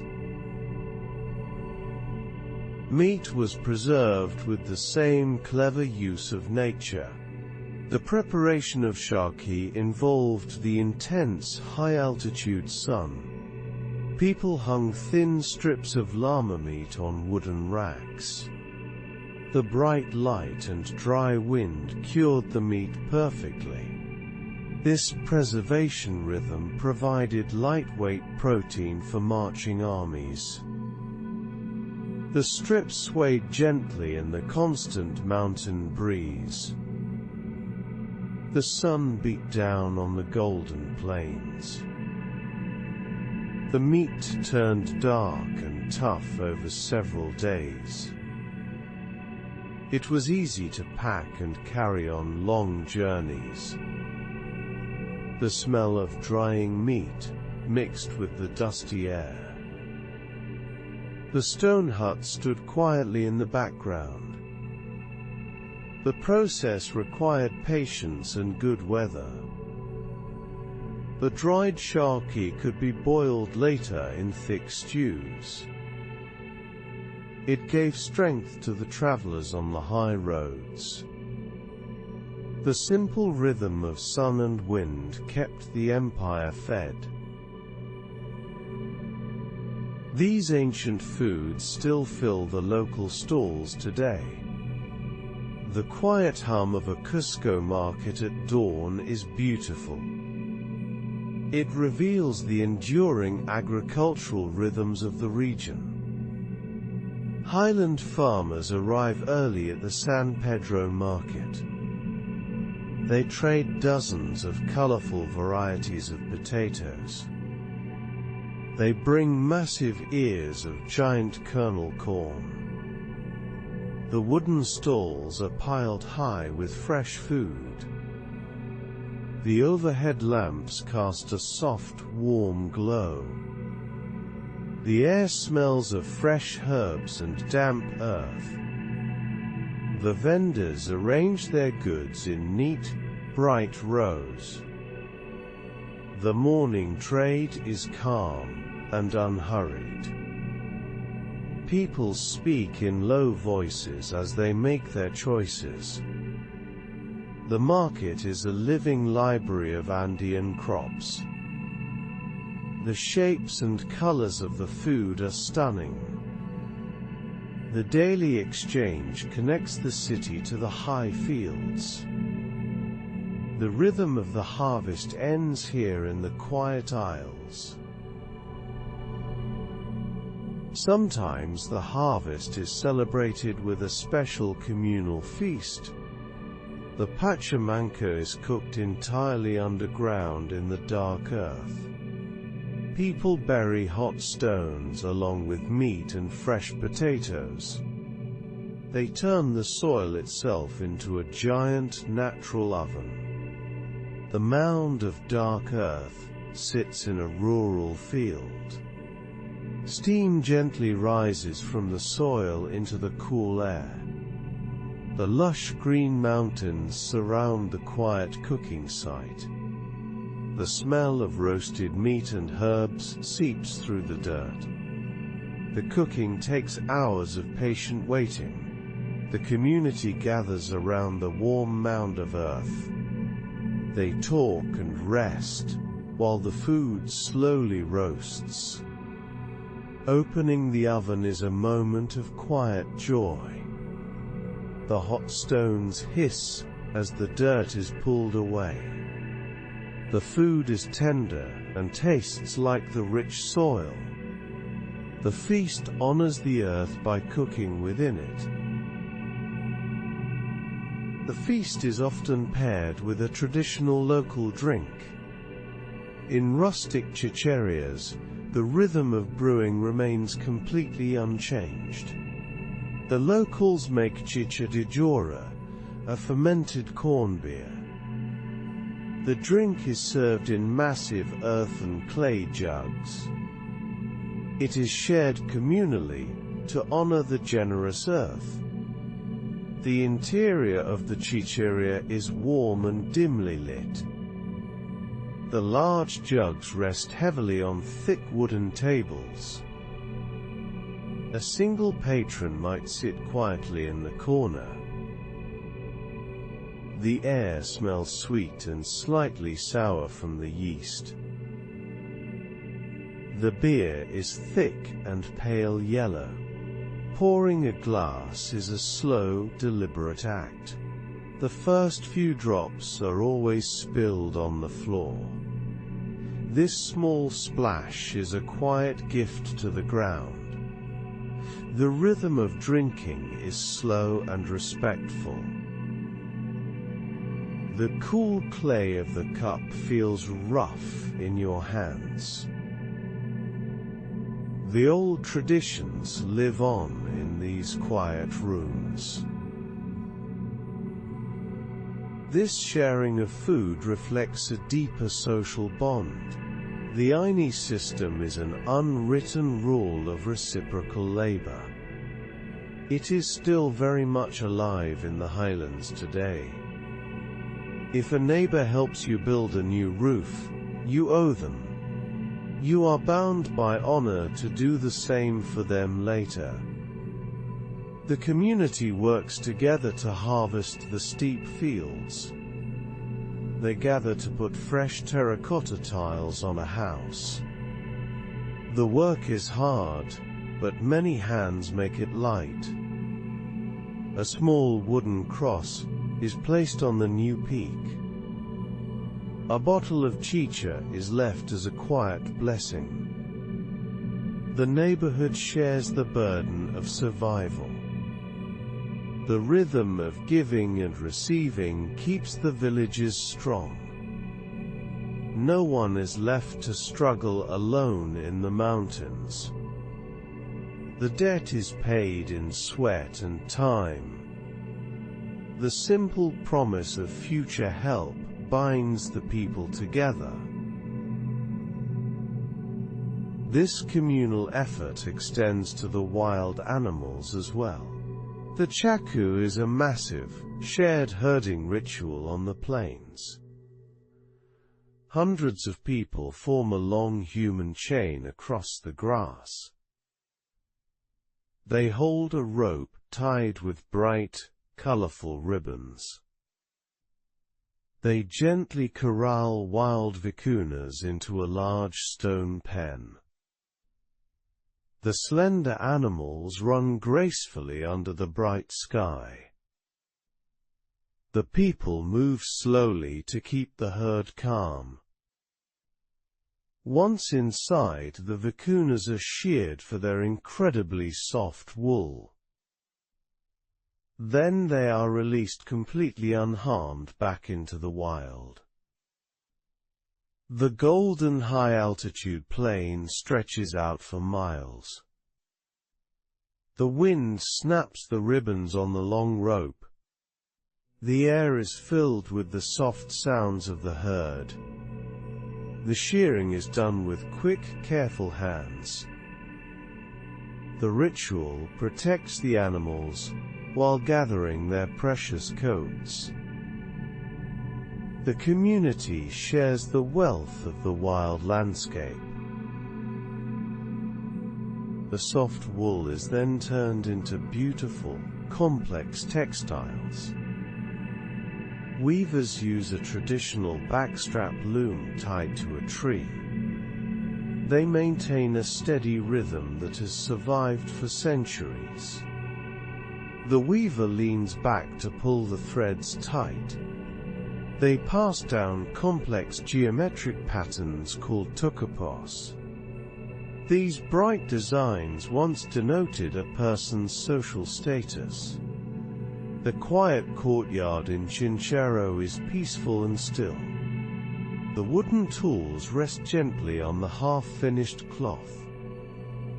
The colors are deep reds, bright yellows and rich blues. The weaver's hands move with practiced, easy grace. The wooden shuttle clicks softly against the tight strings. The fabric grows slowly, row by careful row. The patterns hold the stories of the village. The afternoon sun warms the stone walls of the yard. The rhythm of the loom is the heartbeat of the culture. The ancient art is woven into every new thread. Before beginning such careful work, the space is often cleared. The burning of Palo Santo wood is a common daily ritual. It is used to clear the energy of a room. The wood fills the air with a distinct sweet smoke. It smells like pine, mint, and bright citrus. A small ceramic bowl rests on a stone windowsill. A single stick of the holy wood smolders inside. It releases a thin, elegant ribbon of gray smoke. The smoke curls slowly into the warm afternoon light. The scent is calming and deeply grounding. It prepares the mind for focus and quiet tasks. The burning is a small, personal moment of respect. The ash falls softly into the clay bowl. The fragrant smoke drifts out into the narrow street. The simple act changes the feeling of the whole room. The air feels lighter and perfectly still. Another quiet, daily ritual involves the sacred coca plant. People offer a kintu to honor the mountain spirits. A kintu is made of 3 perfect green coca leaves. The leaves are fanned out and held gently together. The person blows softly on the leaves before leaving them. This breath carries their prayers to the apus, the peaks. Weathered hands hold the leaves up against the sky. The towering snow-capped mountains loom in the background. The gesture is small, but the meaning is vast. The leaves are a bridge between the earth and the sky. The ritual happens on lonely trails and in busy homes. It is a moment of pause in a long day. The green leaves look bright against the rough skin. The wind catches the breath and carries it away. The mountain stands silent, accepting the humble, quiet gift. Sometimes the devotion to the mountains demands a harder journey. The Koila Riti festival is a grueling modern pilgrimage. Thousands of people hike up to a freezing glacier. The ice sits at 15,000 feet above the sea. The event blends ancient mountain worship with Catholic tradition. The vast snowy valley is dotted with colorful tents. The massive ice face looms quietly in the cold blue light. The air is dangerously thin and bitterly cold. The pilgrims walk slowly through the dark, freezing night. They carry heavy crosses and bright, flickering candles. The sound of their footsteps crunches in the hard snow. The devotion required to reach the ice is profound. The mountain tests the strength of every single person. The dawn light finally touches the edge of the glacier. The ice glows with a pale, beautiful fire.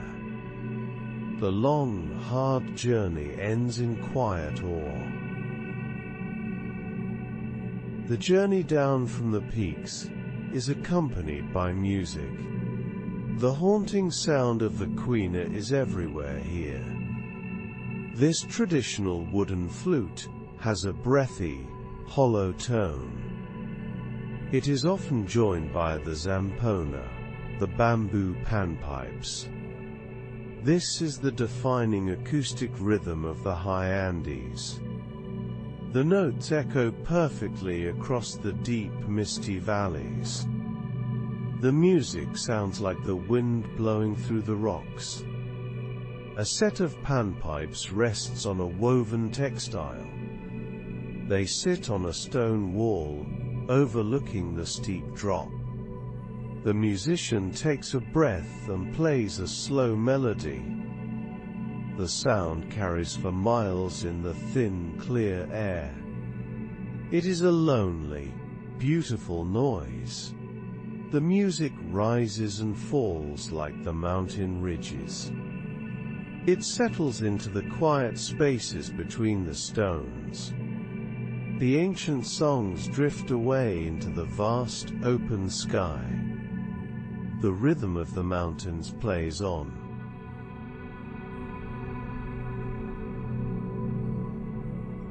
The Inca Empire was vast and deeply complex.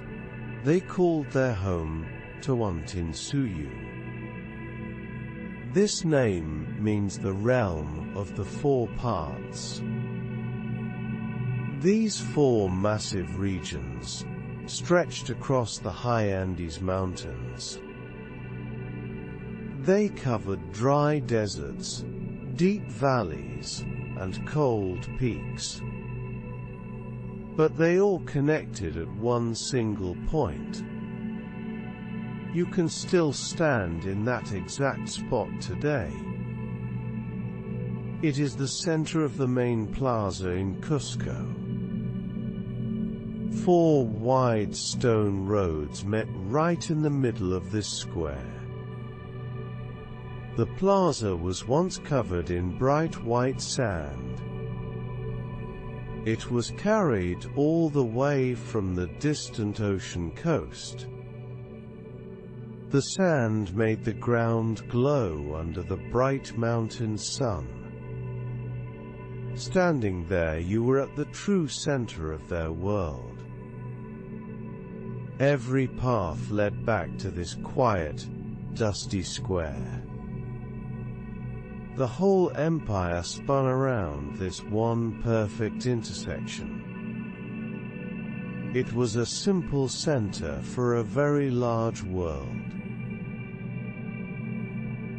Those 4 main roads branched out into a massive network. The builders paved over 25,000 miles of trails. They moved giant stones weighing more than 100 tons. Yet they never invented or used the wheel for travel. The steep mountain grades made carts completely useless. Instead, they relied entirely on human porters and sure-footed animals. People walked every inch of those high stone paths. They carried goods on their backs through the thin, cold air.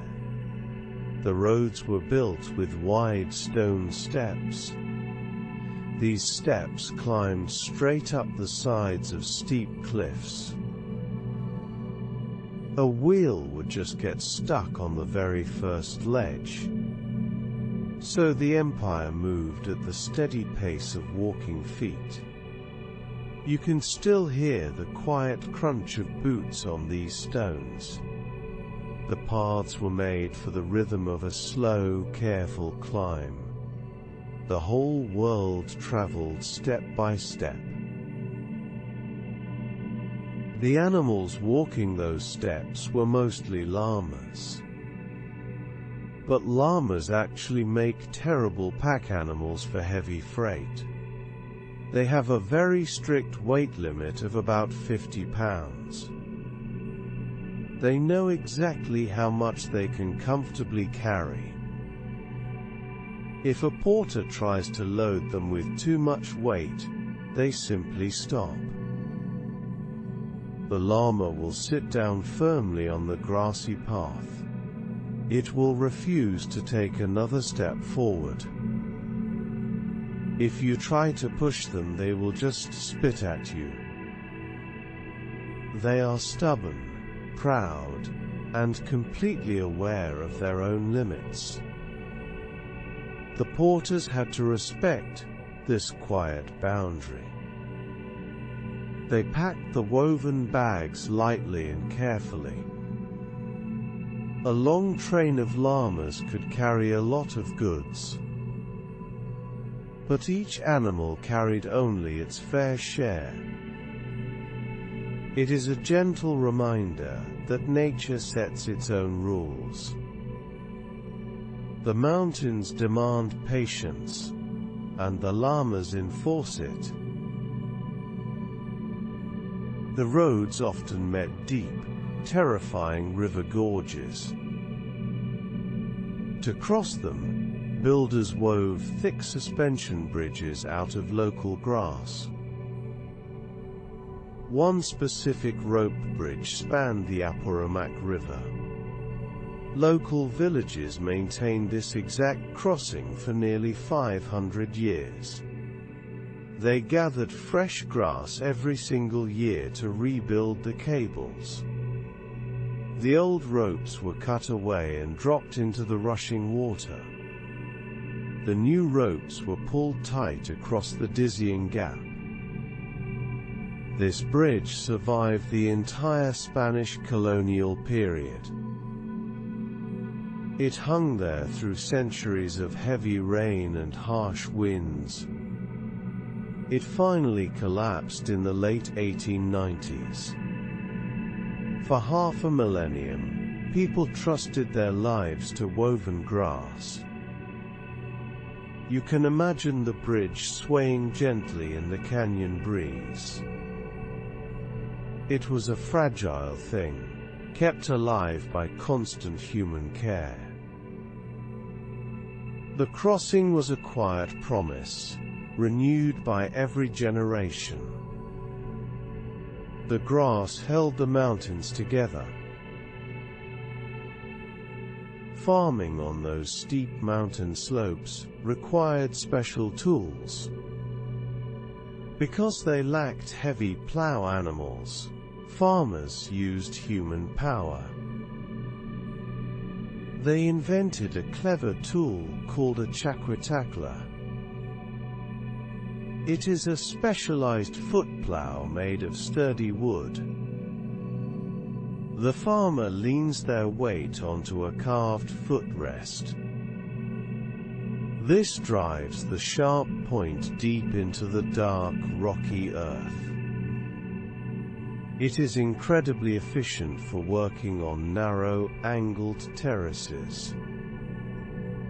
A heavy ox or horse would easily slip off the edge. But a person with a footplow can stand safely. They can turn the soil with a steady, rhythmic motion. This ancient tool is still used in the high valleys today. You can see farmers working the terraces in the early morning light. The design was so perfect that it never needed to change. It connects the hands of today with the soil of the past. The work remains quiet and steady. Planting the crops began with a quiet, sacred ceremony. Priests would walk out into the freshly turned soil. They carried a specialized wooden vessel called a pacha. This beautiful object was carved in the shape of a zigzagging river. It looked like a tiny stream flowing through the wood. The priest would fill it with a liquid offering. They tilted the wood, and the liquid ran down the carved channels. It poured gently and directly into the fertile earth. The zigzag shape slowed the flow of the water. It mimicked the way real rivers wind through the valleys. This careful pouring was a way to feed the hungry ground. It was a quiet conversation between the people and the soil. The earth gave them food, and they gave something back. You can almost hear the soft splash of the liquid hitting the dirt. The ritual was simple, calm, and deeply respectful. That fertile soil produced an amazing variety of food. Farmers cultivated over 3,000 distinct types of potatoes. They did not just grow one simple crop. They adapted specific shapes, colors, and flavors for different extreme altitudes. Some potatoes were bright purple, while others were deep red or yellow. Some were smooth, and others were covered in thick, knobby skin. Each variety thrived in a very specific microclimate across the peaks. A potato that grew well in a warm valley would fail higher up. So they bred hardy types that could survive the freezing frost. The harvest looked like a vibrant, colorful mosaic on the grass. They understood the subtle shifts in the mountain weather perfectly. This incredible diversity kept the people fed through harsh years. It was a brilliant, quiet science, practiced in the dirt. The humble potato was shaped by the cold wind and the bright sun. Some of those high-altitude potatoes were actually quite dangerous. The wild, bitter varieties contained natural toxins to survive the cold. To safely eat them, families developed a very clever culinary trick. They dipped the cooked potatoes into a specific, fine edible clay. This gray dust was mixed with water in small bowls. The clay naturally bound to the bitter toxins in the plant. It neutralized the poison and made the food perfectly safe to eat. It also added a smooth, earthy texture to the meal. Families would sit together in their softly lit kitchens. They dipped the bright potatoes into the dark, wet clay. It was a simple solution to a very complex problem. They used the earth itself to make the harvest safe. This quiet practice shows how deeply they knew their environment. They found a way to live on the very edge of what was possible. Those ancient kitchens were warm, cozy, and full of life. Families traditionally kept small guinea pigs inside their homes. These little animals are known locally as koi. They lived right on the earthen floor near the cooking hearth. The radiant heat of the fire warmed the stones all night long. This provided the animals with a safe, cozy sanctuary. The mountain nights outside could drop well below freezing. But inside, the kitchen was a pocket of soft, glowing warmth.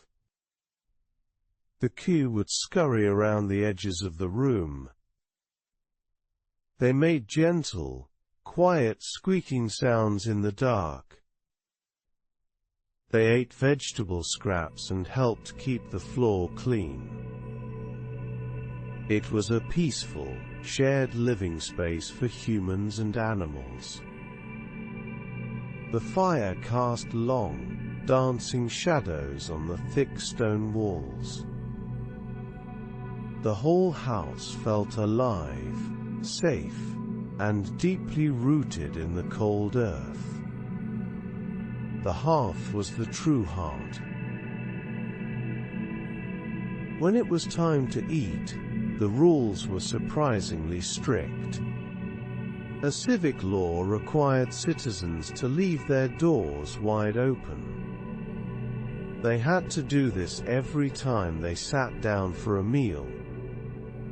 This allowed state inspectors to easily walk by and look inside. The inspectors wanted to ensure no one was hoarding extra food. They also checked that no one was eating more than their fair share. The state managed all the crops and distributed the food evenly. So eating was a very public, visible act. You could walk down the street and see every family eating. The open trapezoidal doorways framed each quiet domestic scene. It was a strange blend of cozy family life and strict government control. Everyone knew exactly what their neighbors were having for dinner. The open doors kept the whole community honest and equal. Privacy was simply not part of the menu. The state wanted every single person to contribute to the society. They made sure no one was left out of the system. Even the poorest and oldest individuals were required to pay a tax. But they did not have crops or woven goods to give. Instead, they paid a symbolic tax of a quill full of live lice. They would catch the tiny bugs and stuff them into a hollow bird feather. It was a quirky, strange rule, but it had a clear purpose. It maintained universal participation across the entire population. It meant that absolutely everyone was part of the grand civic project. No one was too poor or too old to matter.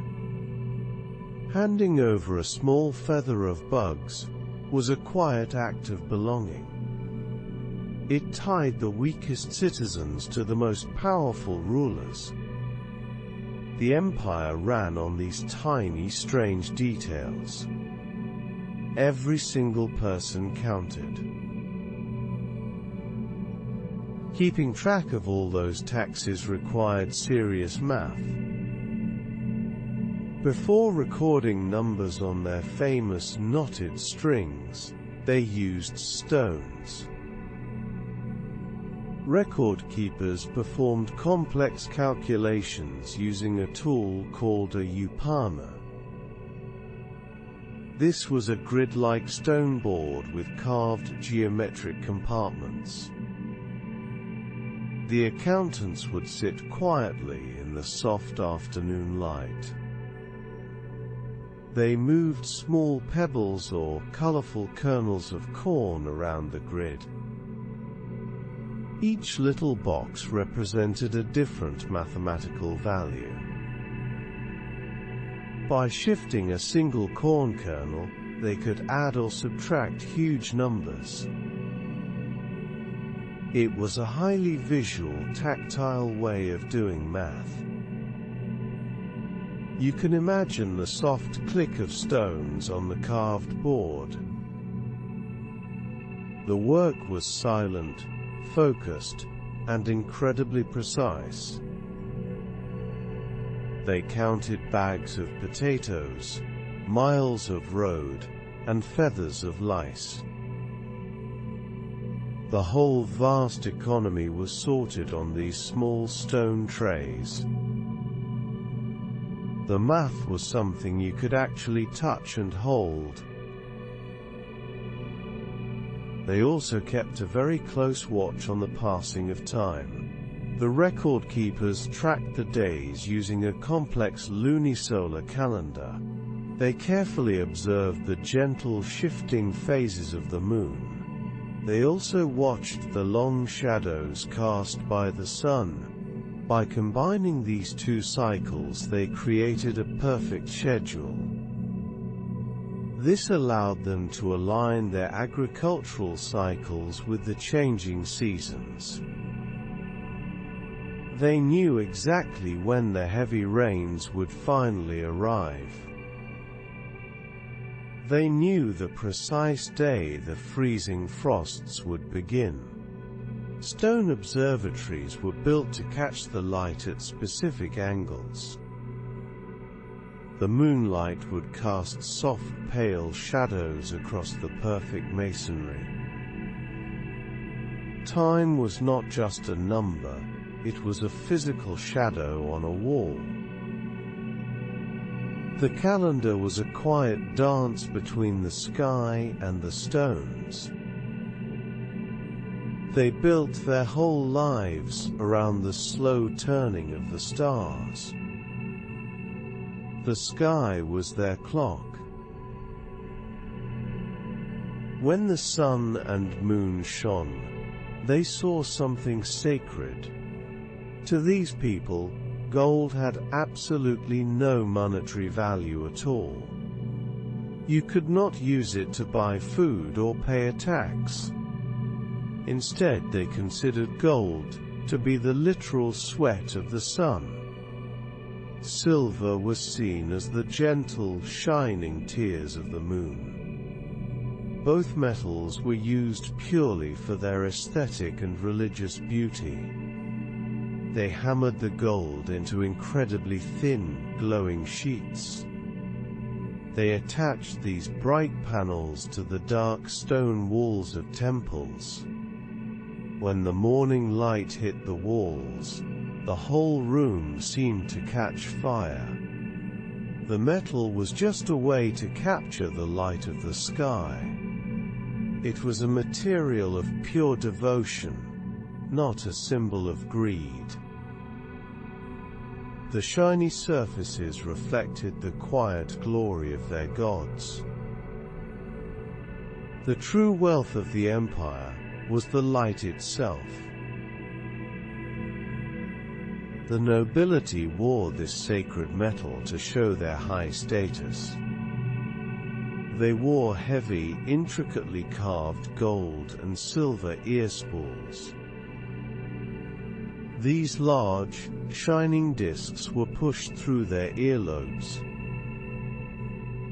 The heavy weight of the metal gently stretched the skin over time. The lobes became so long that they rested on their shoulders. When early explorers arrived, they noticed this strange fashion immediately. They even nicknamed the noblemen the Big Ears. The spools were covered in complex, beautiful geometric carvings. They glowed warmly in the soft light of the high-altitude sun. Wearing them was a quiet, heavy burden of leadership. The stretched skin was a permanent, physical mark of their elite rank. You could tell a person's status just by looking at their profile. The metal caught the light every time they turned their head. It was a beautiful, heavy way to wear the sun. Noble women wore their own beautiful metal ornaments every day. They fastened their finely woven cloaks with large ornate pins. These long metal fasteners were called tupas. They were often crafted from highly polished silver or bright gold. The flat heads of the pins were covered in intricate, miniature carvings. The artists carved tiny, perfect images of local birds and blooming flowers. A woman would push the sharp pin through the thick, warm fabric. It held the heavy cloak tightly against the cold mountain wind. The silver bird seemed to rest quietly on her shoulder. These pins were both deeply practical and stunningly beautiful. They added a flash of bright light to the colorful woven textiles. The tiny carvings celebrated the natural world around them. It was a small, personal piece of art worn close to the heart. The metal kept the cold away in style.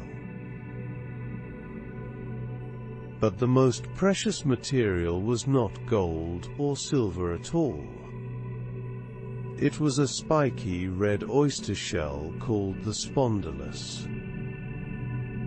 This vibrant shell was found only in the warm waters of Ecuador.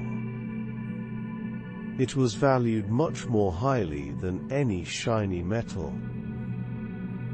The bright red color contrasted sharply with the gray mountain stones. They imported these shells by the thousands across the long roads. Artisans carved the thick shells into delicate jewelry and sacred offerings. The deep red dust covered their hands as they worked. Finding one of these shells in the cold mountains was a miracle. It was a piece of the distant, unseen ocean brought to the peaks. The spiky edges looked like frozen red flames resting on the altars. They traded their finest goods, just to hold a piece of the sea. The red shell was the ultimate symbol of rare beauty. The empire also valued the quiet, meticulous work of human hands. They maintained secluded, peaceful sanctuaries for the Akla. These were highly skilled, chosen women who dedicated their entire lives to craft. They lived behind high stone walls in sunlit, quiet courtyards. Their days were spent brewing massive clay jars of sacred corn beer. They also wove the emperor's impossibly fine, brightly colored garments. The yarn was spun so thin it felt like soft water. The women worked on wooden backstrap looms tied to the stone walls. You could hear the gentle, rhythmic thumping of the wooden tools. The sanctuaries were places of deep focus and calm devotion. The outside world never saw the slow, careful work happening inside. They just saw the perfect, flawless textiles that came out. The chosen women held the softest, most beautiful parts of the culture. Their quiet work clothed the rulers. The cloth they wove was called kumbi, and it was incredibly fine. It was considered so valuable that it was rarely kept for long. In fact, it was frequently burned in open fires. This was considered the ultimate luxury offering to the sun god. They would build a hot fire in a carved stone pit. Then they would toss the flawless, brightly colored geometric textiles into the flames. The beautiful fabric would curl, blacken, and turn to ash in seconds. Thick smoke would rise up into the thin, cold mountain air. It seemed strange to destroy something that took months to make. But the destruction was the whole point of the gift. You can only offer your very best work to the sky. The fire consumed the colors, sending the beauty upward. The ashes were left to blow away in the quiet breeze. The art was made to disappear. The emperor, known as the Sapa Inca, lived by similar rules. He was considered so sacred that his daily life was highly restricted. He never wore the exact same clothes twice in his life. Every single day, he put on a brand new, perfectly woven tunic. After he took off a garment, it was immediately taken away. His royal attendants would carry the beautiful cloth to a fire. They burned it completely, so no one else could ever wear it. The emperor's touch made the fabric too holy for the normal world. Imagine the massive amount of weaving required to sustain this rule. A new masterpiece was created and destroyed every single day. The royal wardrobe was a constant, flowing river of fresh thread. The ashes of his old clothes piled up in the sacred fires.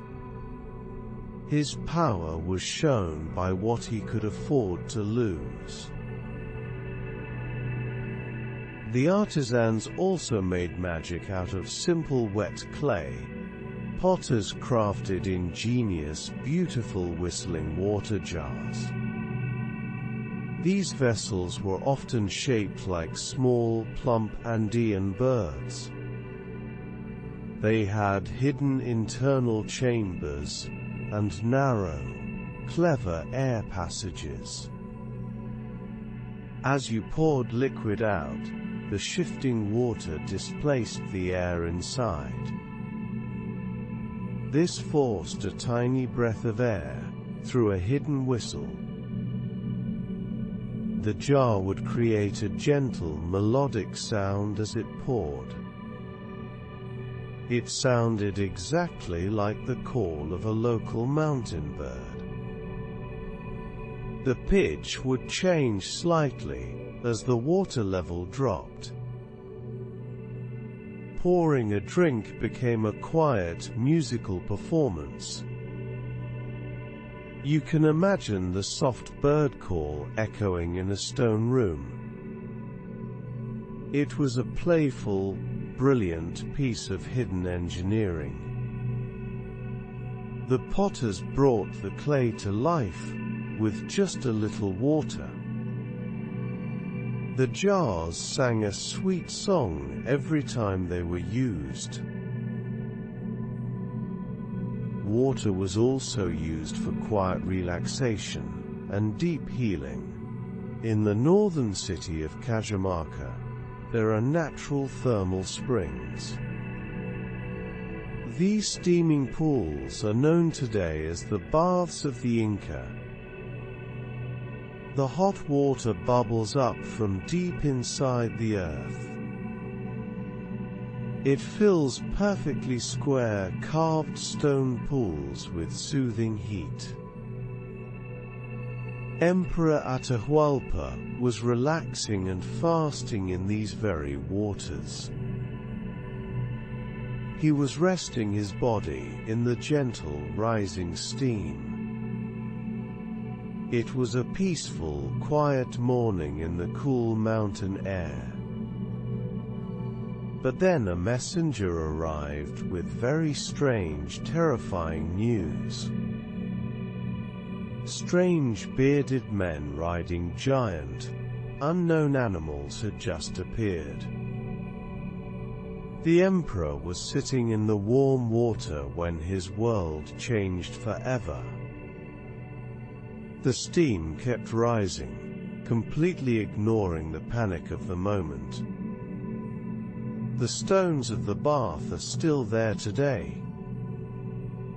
The water remains hot, quiet, and perfectly calm. Far away from that panic, the mountains hold their own quiet secrets.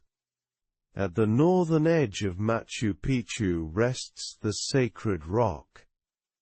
It is a massive, flat stone monolith sitting in a grassy plaza. The builders did not just leave this giant rock alone. They carefully carved its upper edge with incredible precision. The top of the stone perfectly mimics the undulating silhouette of the mountain.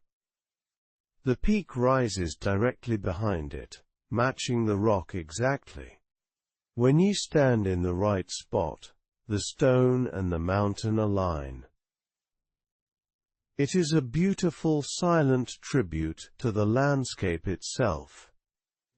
The builders wanted to echo the shape of the earth in their work.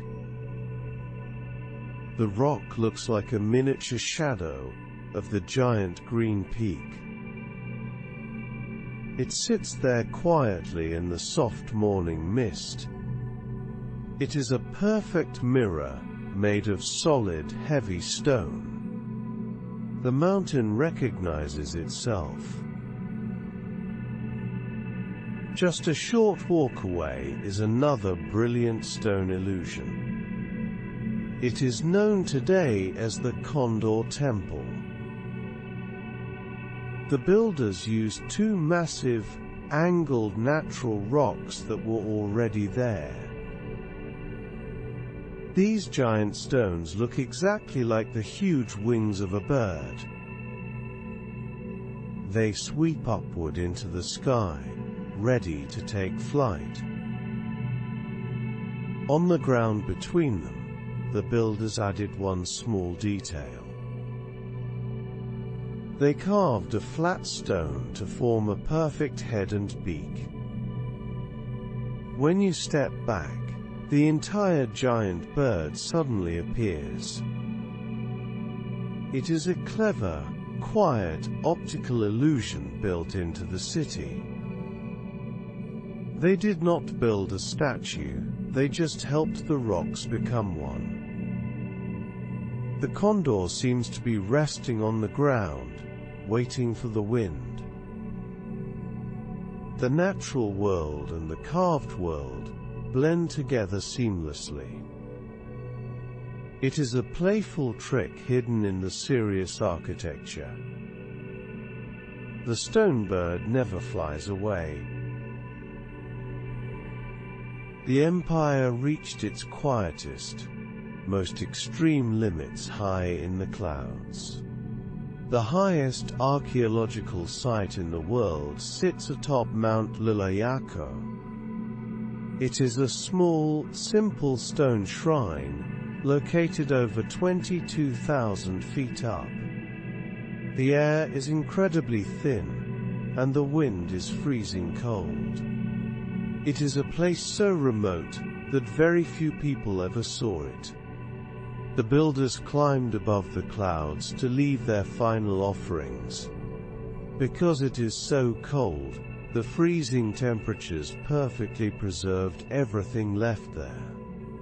The small stone walls sit alone on the barren, snow-dusted summit. The harsh, bright, high-altitude sun beats down on the empty rocks. It is a lonely, beautiful place, at the very top of the world. The empire stretched as far up into the sky as humanly possible. The stones wait in the deep, freezing silence. The mountains keep their secrets, perfectly safe. Our walk through the Inca Empire is coming to an end. Wherever you've drifted to, you don't need to come back. There's nothing more to listen for tonight. Sleep well.